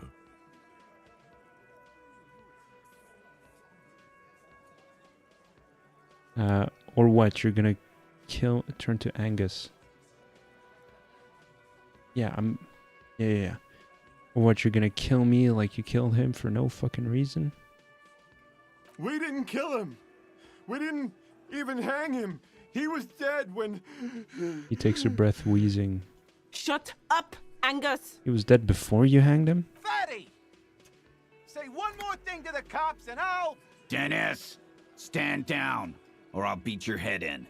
Theo, take your hand off the belt. This isn't 31. I've got this under control. The room falls quiet, so quiet you can hear Angus wheeze. Really don't like this trope. Angie, where's your goddamn inhaler? You sound like you're dying. You might be, man. Go check on your friend. What the fuck? I left it home. I can't get it. I'm too fucked. I'm sorry. Why are you so fucking fat, Angus? Now it's all pointless. Because of you. You wasted my time. I told you, Titus. I told you just give her up. Lizzie, your help is no longer needed here. Go tell Evrard. Yo, that's so depressing, man. Why do they have to make it the fat guy who just like... I feel bad for him. That sucks, man. Because there's some part of me that's like... I can imagine the writer's room in fucking Zaum or whatever however you pronounce it. And just like, yeah, let's just make the fat guy like wheeze his way out of this and be like, I'm too fat. I can't hold the secret any longer. And obviously like everyone else pile on to him. I guess. Yeah.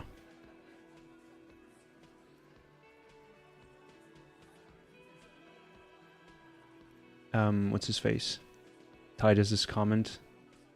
The closest thing we've got from empathy, closest thing we got to empathy from him, being like, "Where's your goddamn inhaler? You sound like you're dying."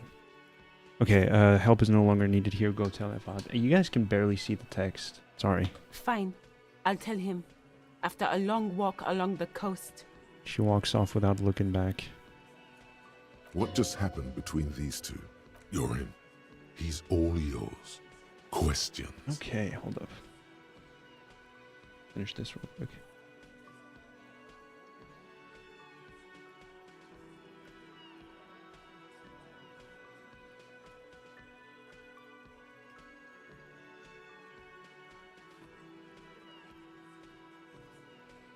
Whisper, Kim, we did it. The lieutenant gives a smile only you can see. Yes, because we're in love.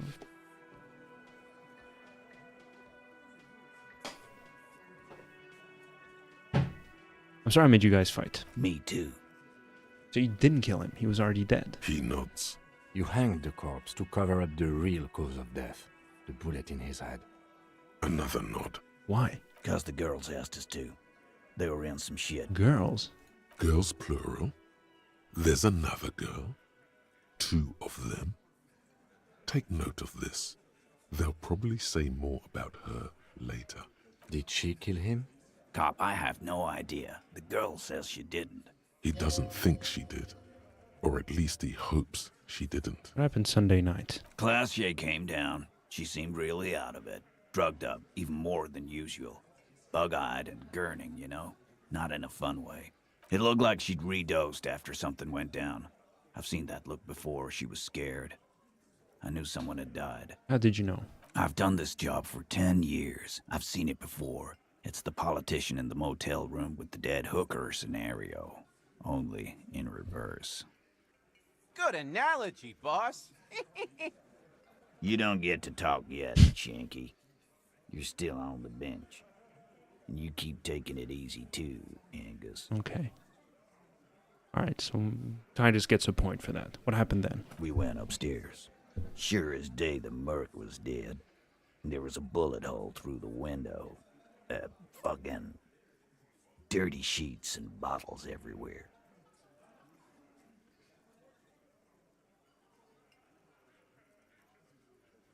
That was in my room.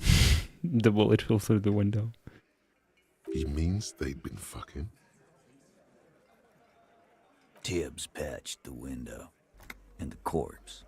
We hanged. Who's Tibbs? The 8th Hardy? Nah, he's my brother. He's in the window replacement business. Oh, yeah. Right now, he's grateful he hasn't gotten his brother into this mess. If Classier didn't kill him, why the cover-up? You may have noticed our girl's in some shit of her own. Didn't notice anything. What kind of shit are we talking about? That can't show up on police radar kind. There are people after her. From the old world. Where she came from. These people, who are they? They're powerful. Connected to the moral intern. She's clearly afraid for her life. Says if she showed up in your systems, she'd be ghosted away. And why would you help someone like that? By taking on a murder? Why would I? I guess we avoid all sorts of runaways and losers here. It's a Martinez thing. So who killed the Merc then? Any leads? Not yet. Just some ideas. She says the shot came from outside, behind the window somewhere. So that's a clue.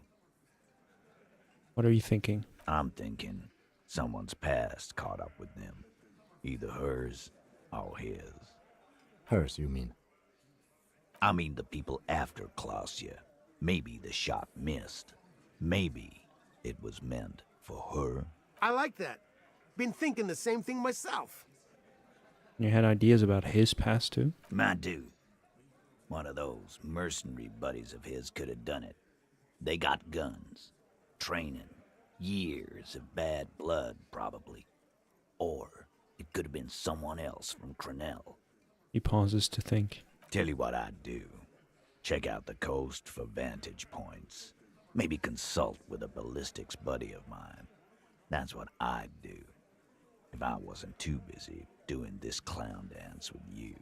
He's calm now. Threw all that turmoil away and became himself again. Whose idea was it to hang him anyway? Hers? In a manner of speaking. Remember the two girls? He may be talking about the other one. Earlier you said that the girls asked for your help. Was it the other girl? That's right. It was her idea to hang him. I liked it for political reasons. It sent a good message. It's hers, isn't it?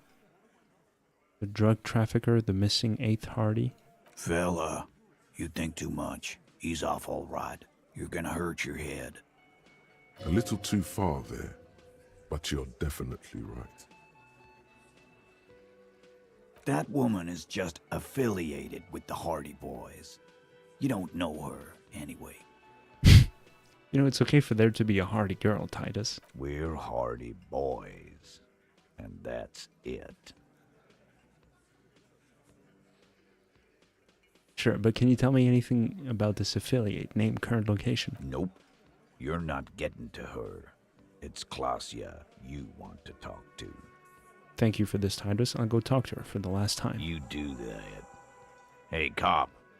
Before you go, Klausya, came to Martinez to hide. Many of us did. This is where you wash up when there's nowhere left to go. The Union takes you in. Now, she refused that protection. But you would still prefer if we didn't take her away. That's right. If we didn't take care of the people who end up here, this place would just be a couple of ruins and some cargo containers. We'll take that into account. The lieutenant slides his notebook into his coat pocket. He turns to leave. Well, this was a huge waste of fucking time. They could have been on my side the whole time. Why the whole song and dance? Like we ended up buddies at this point. Yeah, so cool.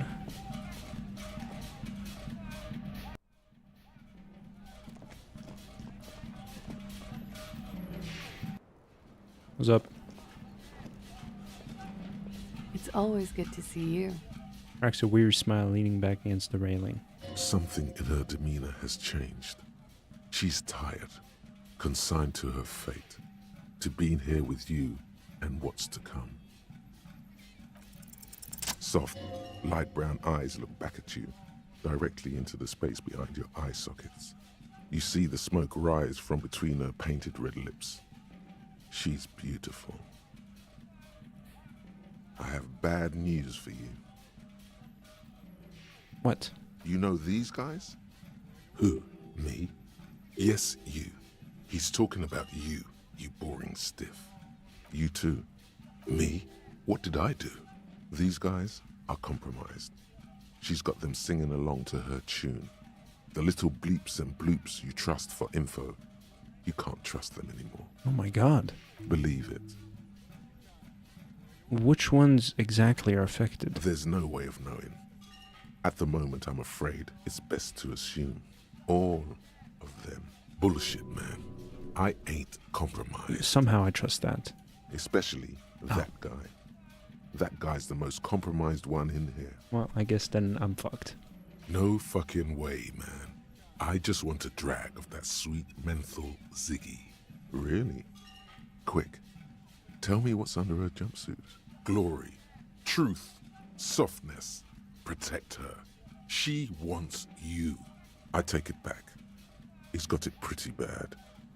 But this next guy's on another level entirely.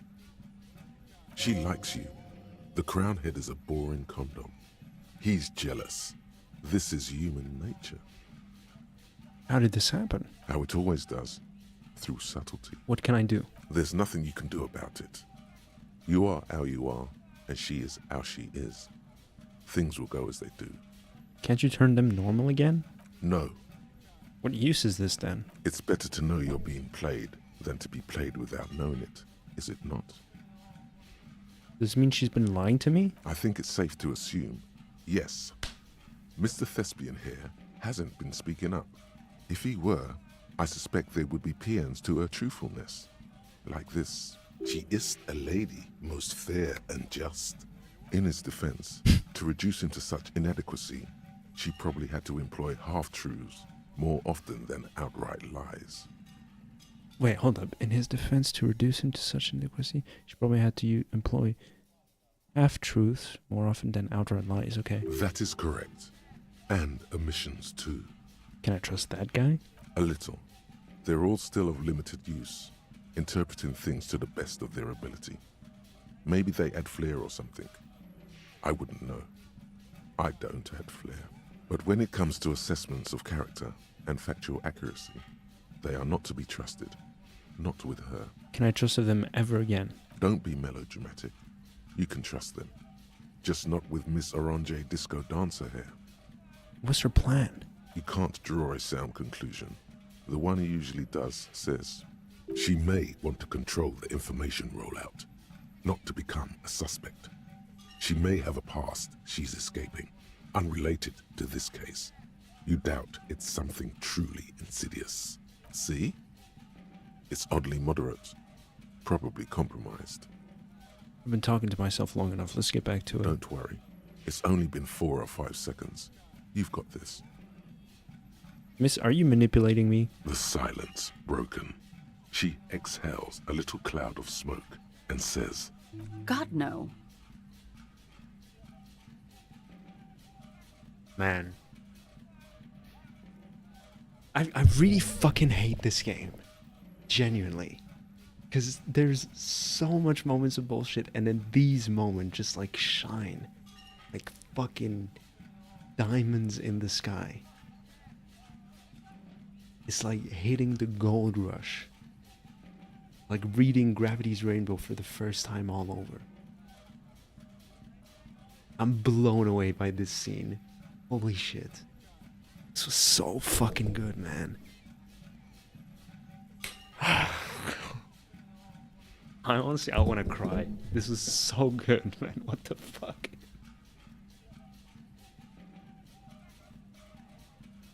I'm shocked, man. My heart is beating faster. The Hardy Boys told us what really happened. I understand. You don't look surprised. You were expecting this. I knew there was a chance you'd get them to tell you. It's what you do. For what it's worth, I'm sorry for wasting your time. this is good.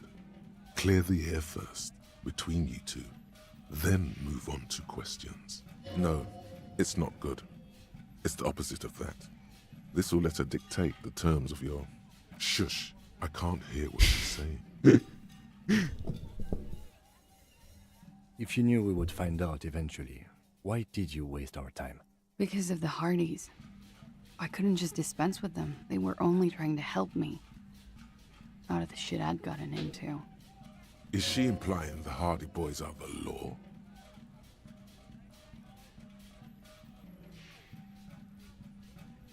That's not a good enough reason. You're right. There's more. More? You answer to the coalition government, and by extension, the moral intern. She reaches for a new cigarette. Briefly glancing over her shoulder to the sea, as she's done time and time again. Oh, so she's not looking over to the sea, she's checking to see if anyone's looking at her. A grand expanse of water reaches over the bay and to the horizon. Golden grey in the noonlight. The one pale yonder. What lies beyond it? The pale, the Muindi Isola, the Occident, and then Aranye. The old, old world. The conference centers. The people who are angry at her. her past.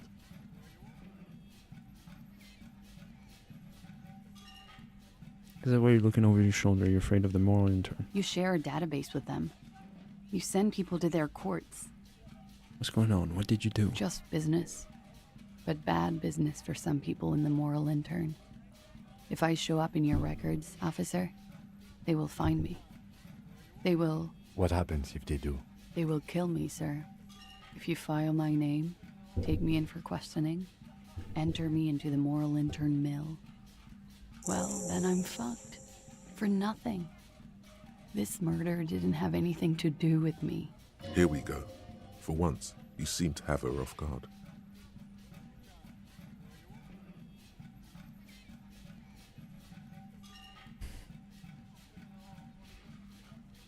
What happened here the night he died? We were there. Together. In bed, I mean. Tell me exactly what happened. Okay. He was in a kneeling position. He had just entered me. I was on my back, looking at him. I heard the window behind me shatter, and I turned to look. There was a hole in the glass. I turned back to him. His eyes were looking through me, and his mouth was open. Dumb. I could see. I could... Her chest rises and falls with each word. She keeps herself together and says it. I knew he was dead. Before he fell down on top of me. You were right.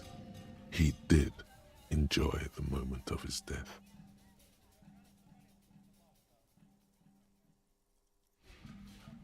Okay, people in chat, should I mention this?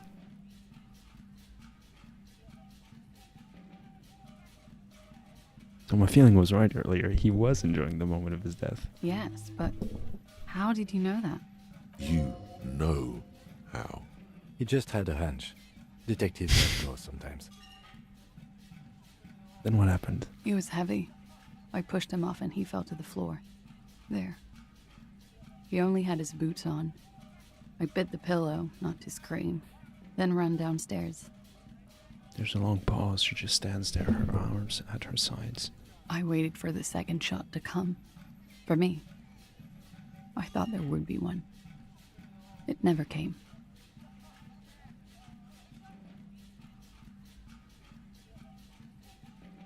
I'm sorry this happened to you. So am I. She throws it away and immediately proceeds to light another one. What time was this? When did it happen? It would help us if you could be as precise as possible. 11:30 to 12:15. I don't know the exact time. Around midnight. It's okay. Were you inebriated? Not as much as usual. He'd done a line, plus other things. I was drinking. Wait. Titus said she was gurning her jaw off, much more than usual. Titus said that you looked pretty high. Oh, yeah. I did one of his lines, just to clear my head. Did you hear or see the shooter in the course of this? No. What did you do then? Nothing. I was trapped. I was stuck in my room downstairs.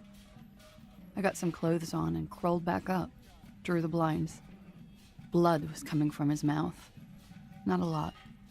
Just a little. He was still on the floor, slouched. I couldn't be there with him anymore. So I ran down and out of my room, into the hallway, down the stairs. I knew there would be people there. Run, woman. Run past them and out into the streets where it's dark and people move. To the lorries at the intersection. As far as you can. Why didn't you run away from here? As a matter of fact, why are you here now? I already ran. I ran from an entire Isola. I can't run any further. Not with these people. This is as far as it gets. What happened after you ran downstairs? Sylvie was tending the bar. A lot of people were there. The Hardys were at the table in front of the stage. I think the Union box was full. Ruby was there too. They were having such a good time. I sat down and they all welcomed me. I didn't even have to say anything. Ruby knew something was wrong. Ruby? Before we continue, who is Ruby? Ruby. You know, the leader. The leader? Of what? The Hardy Boys. I thought Hardy was the leader of the Hardy Boys. Well, Nominally, yes. Ruby's the one they go to when things happen, like things they need taken care of. She's the organizer. This Ruby, in her phrasing, is entrusted with great power. She trusts her. So do the others. Would you say she is the 8th Hardy Boy? Why not? Okay, let's go on. What then? Well, Ruby said let's talk upstairs. I showed her the room. I've known these people since December. They know my situation, that I can't leave a paper trail. Ruby was the first one I told. She said she'd take care of this. It's what she does, you know, take care of things. I helped her get the body to the bathroom. We used a belt to pull him up under the shower, to keep him upright. To produce lividity, matching a hanging? Yes. We completely missed the tampering. Looks like you got there in time. What was this, 20 minutes after death?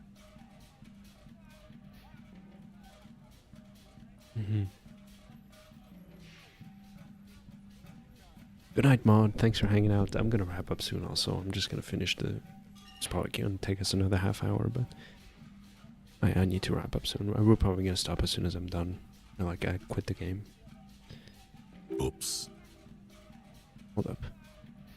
Ooh, I can't do that too loud. Ooh.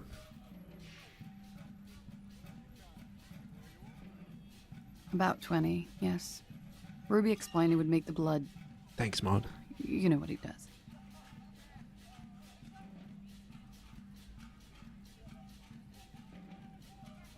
Then what did you do? Ruby went outside to talk to Titus and the boys.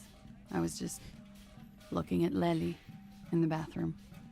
I had to put his clothes back on. His armor, too. It was tough, but I've seen him take it off and put it on many times. It took Ruby maybe half an hour to come back with Titus. I'd gotten him ready by then. They carried him out. I knew what they were going to do. Make it look like a hanging. Ruby said they would. What did you do while they were hanging him? Ruby said to wait here. She also said I wouldn't see her for a while. That we should lay low or something. So I did. This Ruby, where's this Ruby now? I don't know. I haven't seen her since. We will need to take this question to the Hardy Boys. God. Interesting. Why did this Ruby go through so much trouble to hide something someone else did? Look into this later. What are you doing? Coming up with a theory. She said Ruby knew something was wrong before she said anything. How come? It was loud downstairs. She couldn't have heard the shot. It is ominous. You already coming up with theories that put the blame on someone other than Claudia. What happened? Did you hear a gunshot? When he was shot? I may have. I don't know. I couldn't hear anything over the glass exploding. Why did you call the cops if you're hiding? Because I'm an idiot. The answer comes fast. Which is an indicator of truth. Idiot. She's nothing of the sort. So you would have us believe, but you're not. You have to understand, the people around here, no one was making the call, and he kept rotting. And then they picked his clothes off, and that little fucker threw stones at him. He kept throwing stones at him for 3 days. I could hear the thud. Thud. So I called you. I hope with all my heart it's not the last thing I do in Ravishol. She definitely called the cops. That was task complete. It could not have been a lie. That is impossible. Oh God, that was a lie too. Who made the call then? She did, of course. Don't be paranoid, man. It's unbecoming of a police officer, and it makes you sweat. Did you kill Lily? What? Why would I put myself through this? Insanity. Get myself cornered like this. There's a silence. He wouldn't have died if it weren't for me. I know that. But I would never hurt him. It could have been a desire murder. Maybe an act of jealousy. He was a serviceman. He must have had a gun. Somewhere, lying around.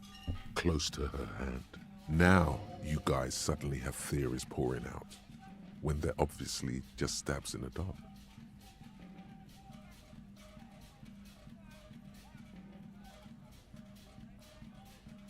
You must have had a weapon nearby. Did you use that? No. I specifically asked him not to carry firearms when he was with me. He only had his stupid armor. Downstairs, people have this crazy idea that you kill them. I'm sad to hear that. They must have said it in some fit of frustration or under pressure. They couldn't have meant it. I've talked to them after it happened. No one has implicated me. It's okay if you do it if you did it in self-defense. I did not kill him to defend myself from rape. I told you before. That wasn't what happened. Desire drives people loco. She simply shakes her head. Okay, I'd like you to answer some other questions. Like what? What did you do to have these people after you? It's not nice, but it's not illegal. Not here in Ravishol, or even in Oranje. What exactly did you do? Tax evasion? Industrial espionage. I joined a business collective with the intention of betraying them. I did my job well enough to be asked to do it again, with a bigger company. The kind you really, really don't fuck with. I took their ledgers, 2 decades worth of accounting. I need the names of the companies involved and who hired you. The job was Louisduin County Savings Bank. They sound small, but they're part of the Louiscop conglomerate. That was the second job. The first was some printer company. You wouldn't know them. But she really destroyed them. She still feels it. As to who hired me for the job, I don't know. But they're after me too, along with Louiscop and their friends in the MI. Once you're done in the competitive intelligence circuit, you don't have allies. You're radioactive. Lowe's Cap. These people engineer financial disasters in second world countries. The conglomerate also includes the Bank of Consecration, Airbird, and the popular Papalolo line of dairy products. Papalolo? Yeah. Papa fucking Lolo wants to kill me.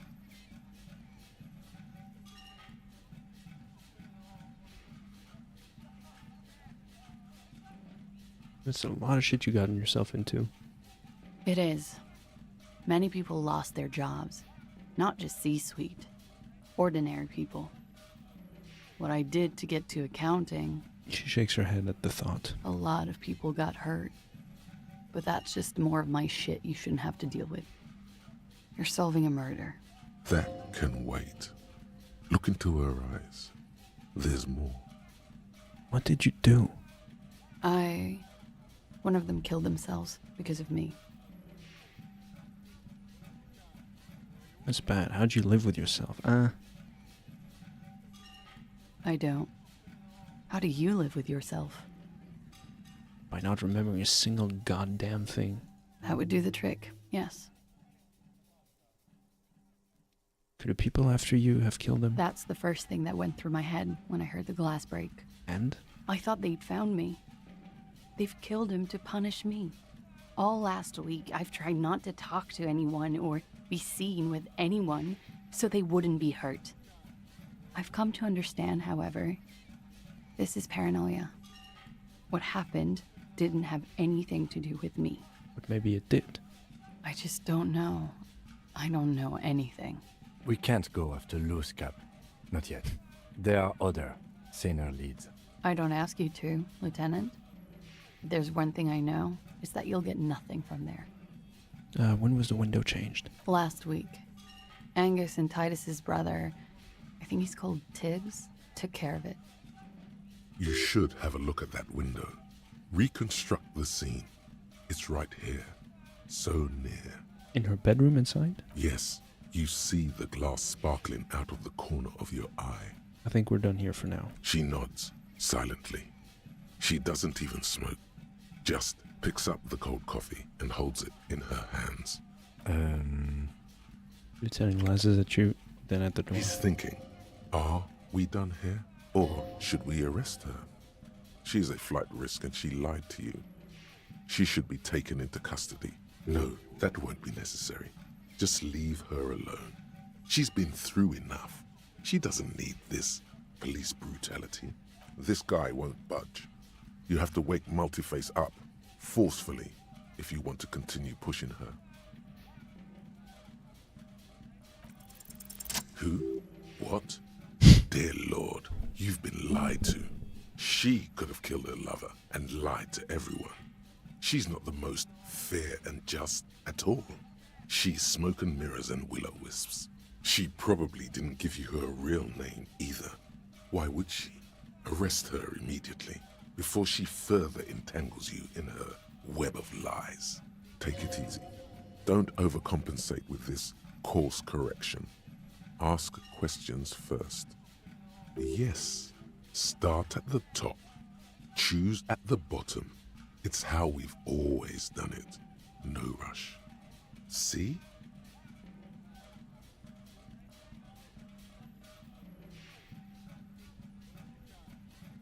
Wait, start at the top, choose at the bottom.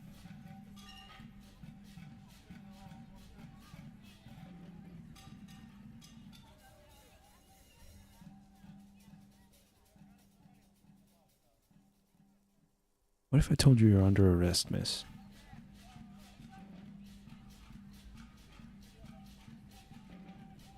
But I haven't done anything illegal. Failure to aid a police investigation. She purposefully misrepresented information crucial to the case. Fucking mind games. Enough.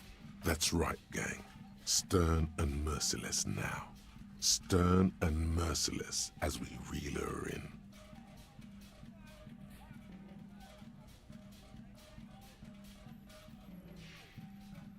Failure to aid a police officer, you wasted a time in a time-critical investigation. The lieutenant produces a pair of handcuffs.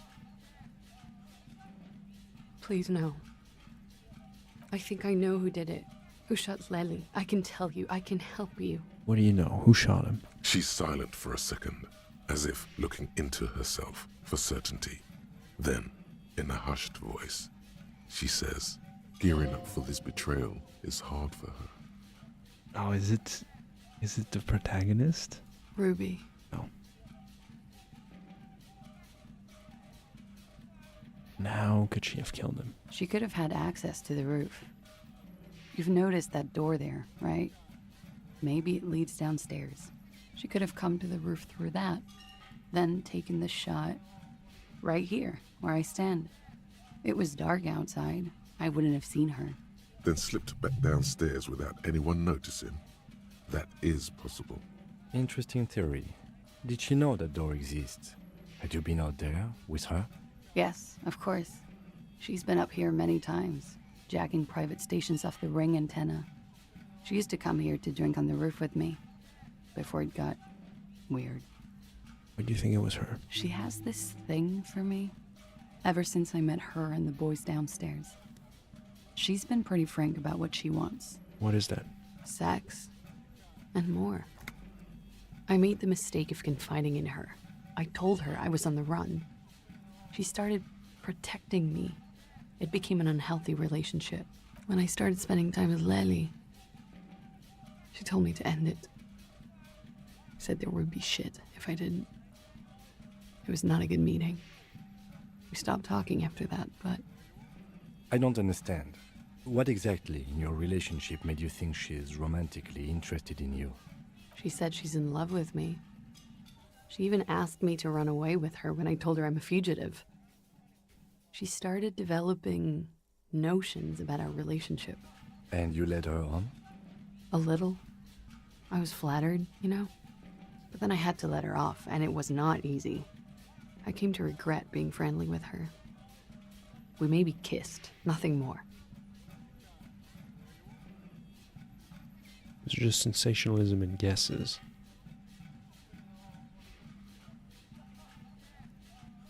I know what it sounds like. That's why I didn't want to tell you before. But she knew what had happened when I came downstairs. Somehow, she knew Lely was dead. She wasn't surprised at all. When we came up here, she was calm as a stone, too. She cleaned it all up, like she had a plan. This is a familiar theory. You had it too, remember? Could it be that Ruby was covering up after herself? The lynching?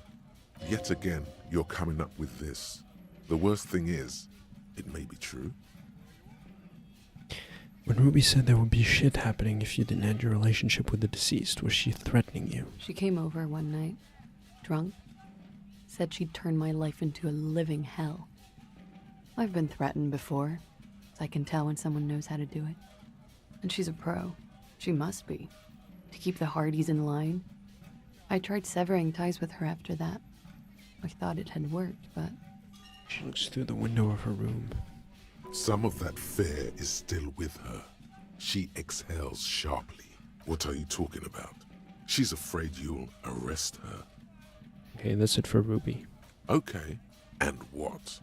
Arrest the liar now. Don't arrest her.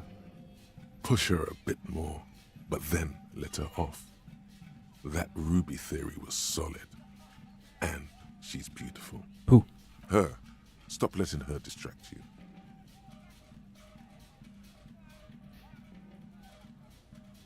That's all good, but I think we should still take you in.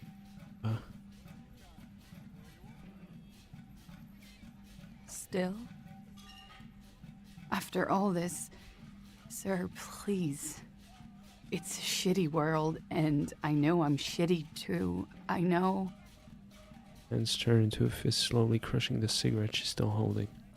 But I don't deserve to be sent to the moral intern and ground into paste just because I disturbed the sanctity of accounting.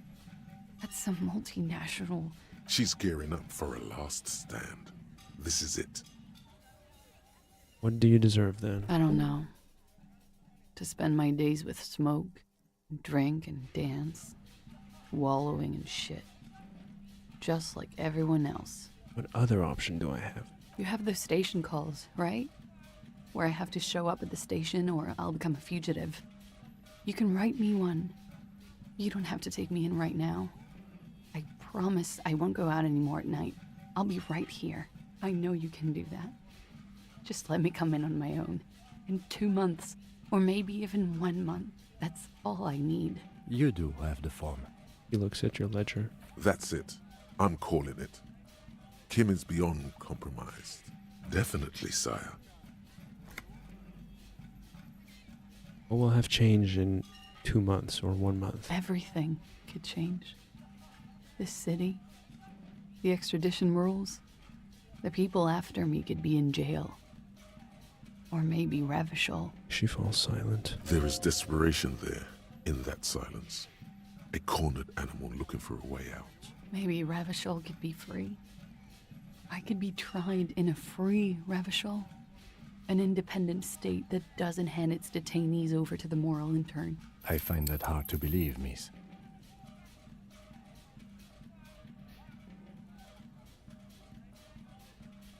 I do like the sound of that. Another Revachol free independent. The world can change.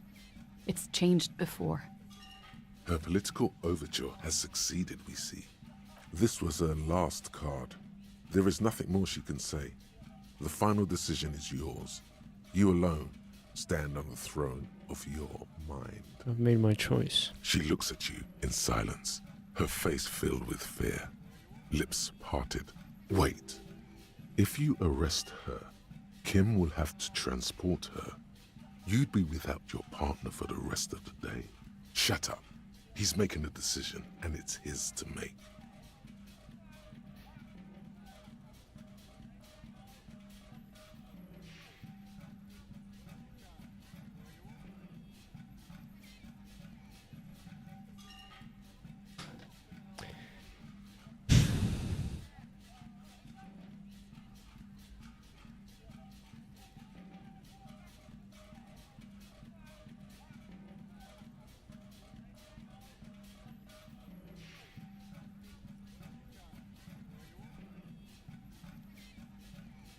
Yep. Look, people who played the game, you guys will probably be like, oh my god, he missed it. It's so obvious. Whatever. I'll let you off the hook for now. Don't make me regret it. I don't think what she did is that bad. I won't, sir.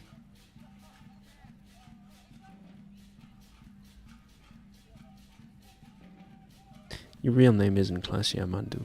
I agree. You wouldn't give us your real name, not when people are after you. Okay. Okay, what? Okay, it's not. I knew it. No. You admit to it. You log your work every week. It's all transmitted to Common, sir. I couldn't just beg you not to enter my name. So I lied. Like I lied before. Like I did at LCSB. I have to lie all the time. Oh. I'm so tired of it. You're probably not even Miss Orania 37, are you? I am. They can never take my sash and my scepter from me. Oh, yeah. Yes, they can. For lying. Tell me your real name. It's Katarzyna Lazie. Oh, classy. Nice. It's a Grad name. Jimsk or Yugo-Grad in origin. Not Occidental at all. Smells of motor oil, tiger, economic desolation, and rock music infused alcoholism. So Russian. Okay. Orania is like Scandinavia.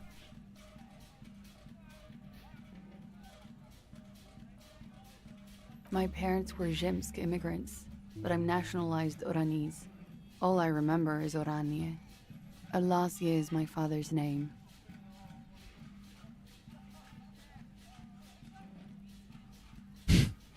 I'll just call you Miss Orania Disco Dancer. You can call me whatever you want. Enough. She nods, her back straight, ready for whatever is next. You know, I think you didn't make the call to the station. I did. What is this? I called your desk or whatever it is.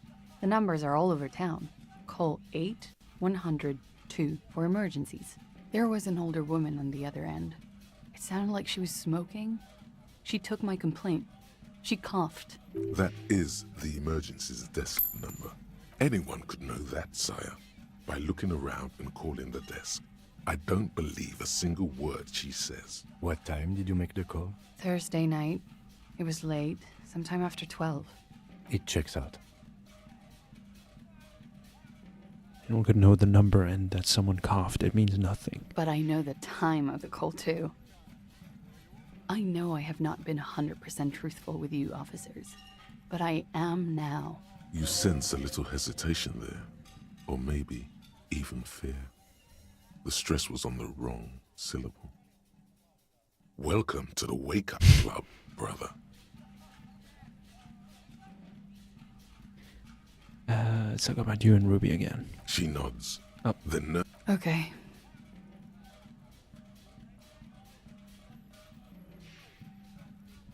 Devil woman. No, I'm not gonna say that.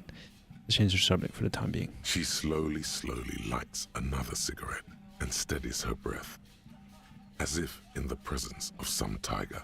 You are. This is not the end of this.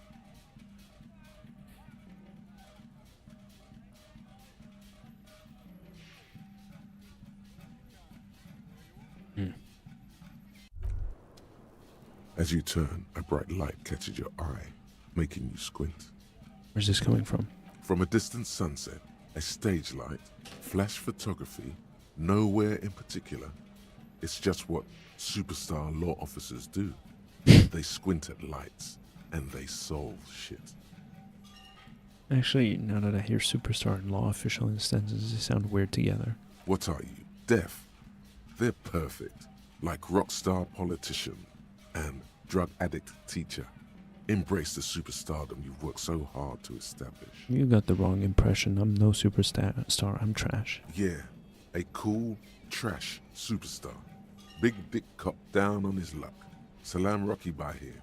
Badass on the edge disco cop. Time to recede into a ludicrous fantasy world. Here we go. Camera. Lights. Wait, what's that about a ludicrous fantasy world? Yeah, you know. Beneath it is just heartbreak, a pulmonary tract infection, atherosclerotic disease. This is where you say action and reconceptualize all that.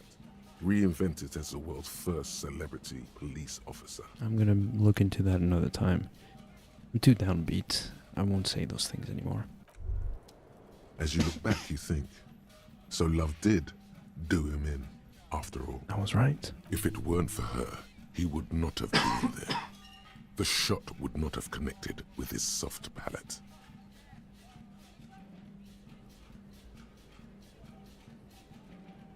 What is communism in this? You do not know. A wind of needles. Airships flutter in the stratosphere. It looks like love did him in after all. She's silent, holding on to her coffee mug. No vapor rises from it. It's cold. It appears this one has not been entirely corrupted. This may help. This may help the others see. Yeah. I'd like to think he didn't love me. Or that it was chemically induced and not real. Why? Easier that way. Was it real? I don't know. Real as anything. How do I know all this then? Who knows? It's getting cold out. You should go. Killed him. Look at Classy. No. Communism killed him. Remember? Love made it possible. You know this much. I love Inland Empire so much. Oh my god, we did so much today. This is crazy.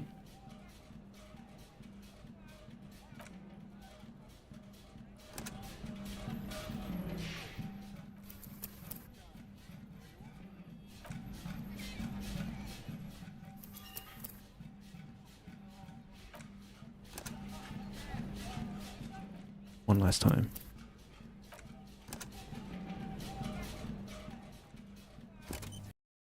Crazy, man. Absolutely insane.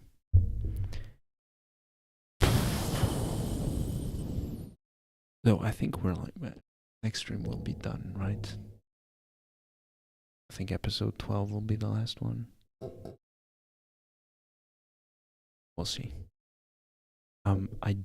I've gone so far past my allotted time, so I'll wrap it up here. Thank you so much for hanging out, people. Take care of yourselves. Love you all. Bye-bye.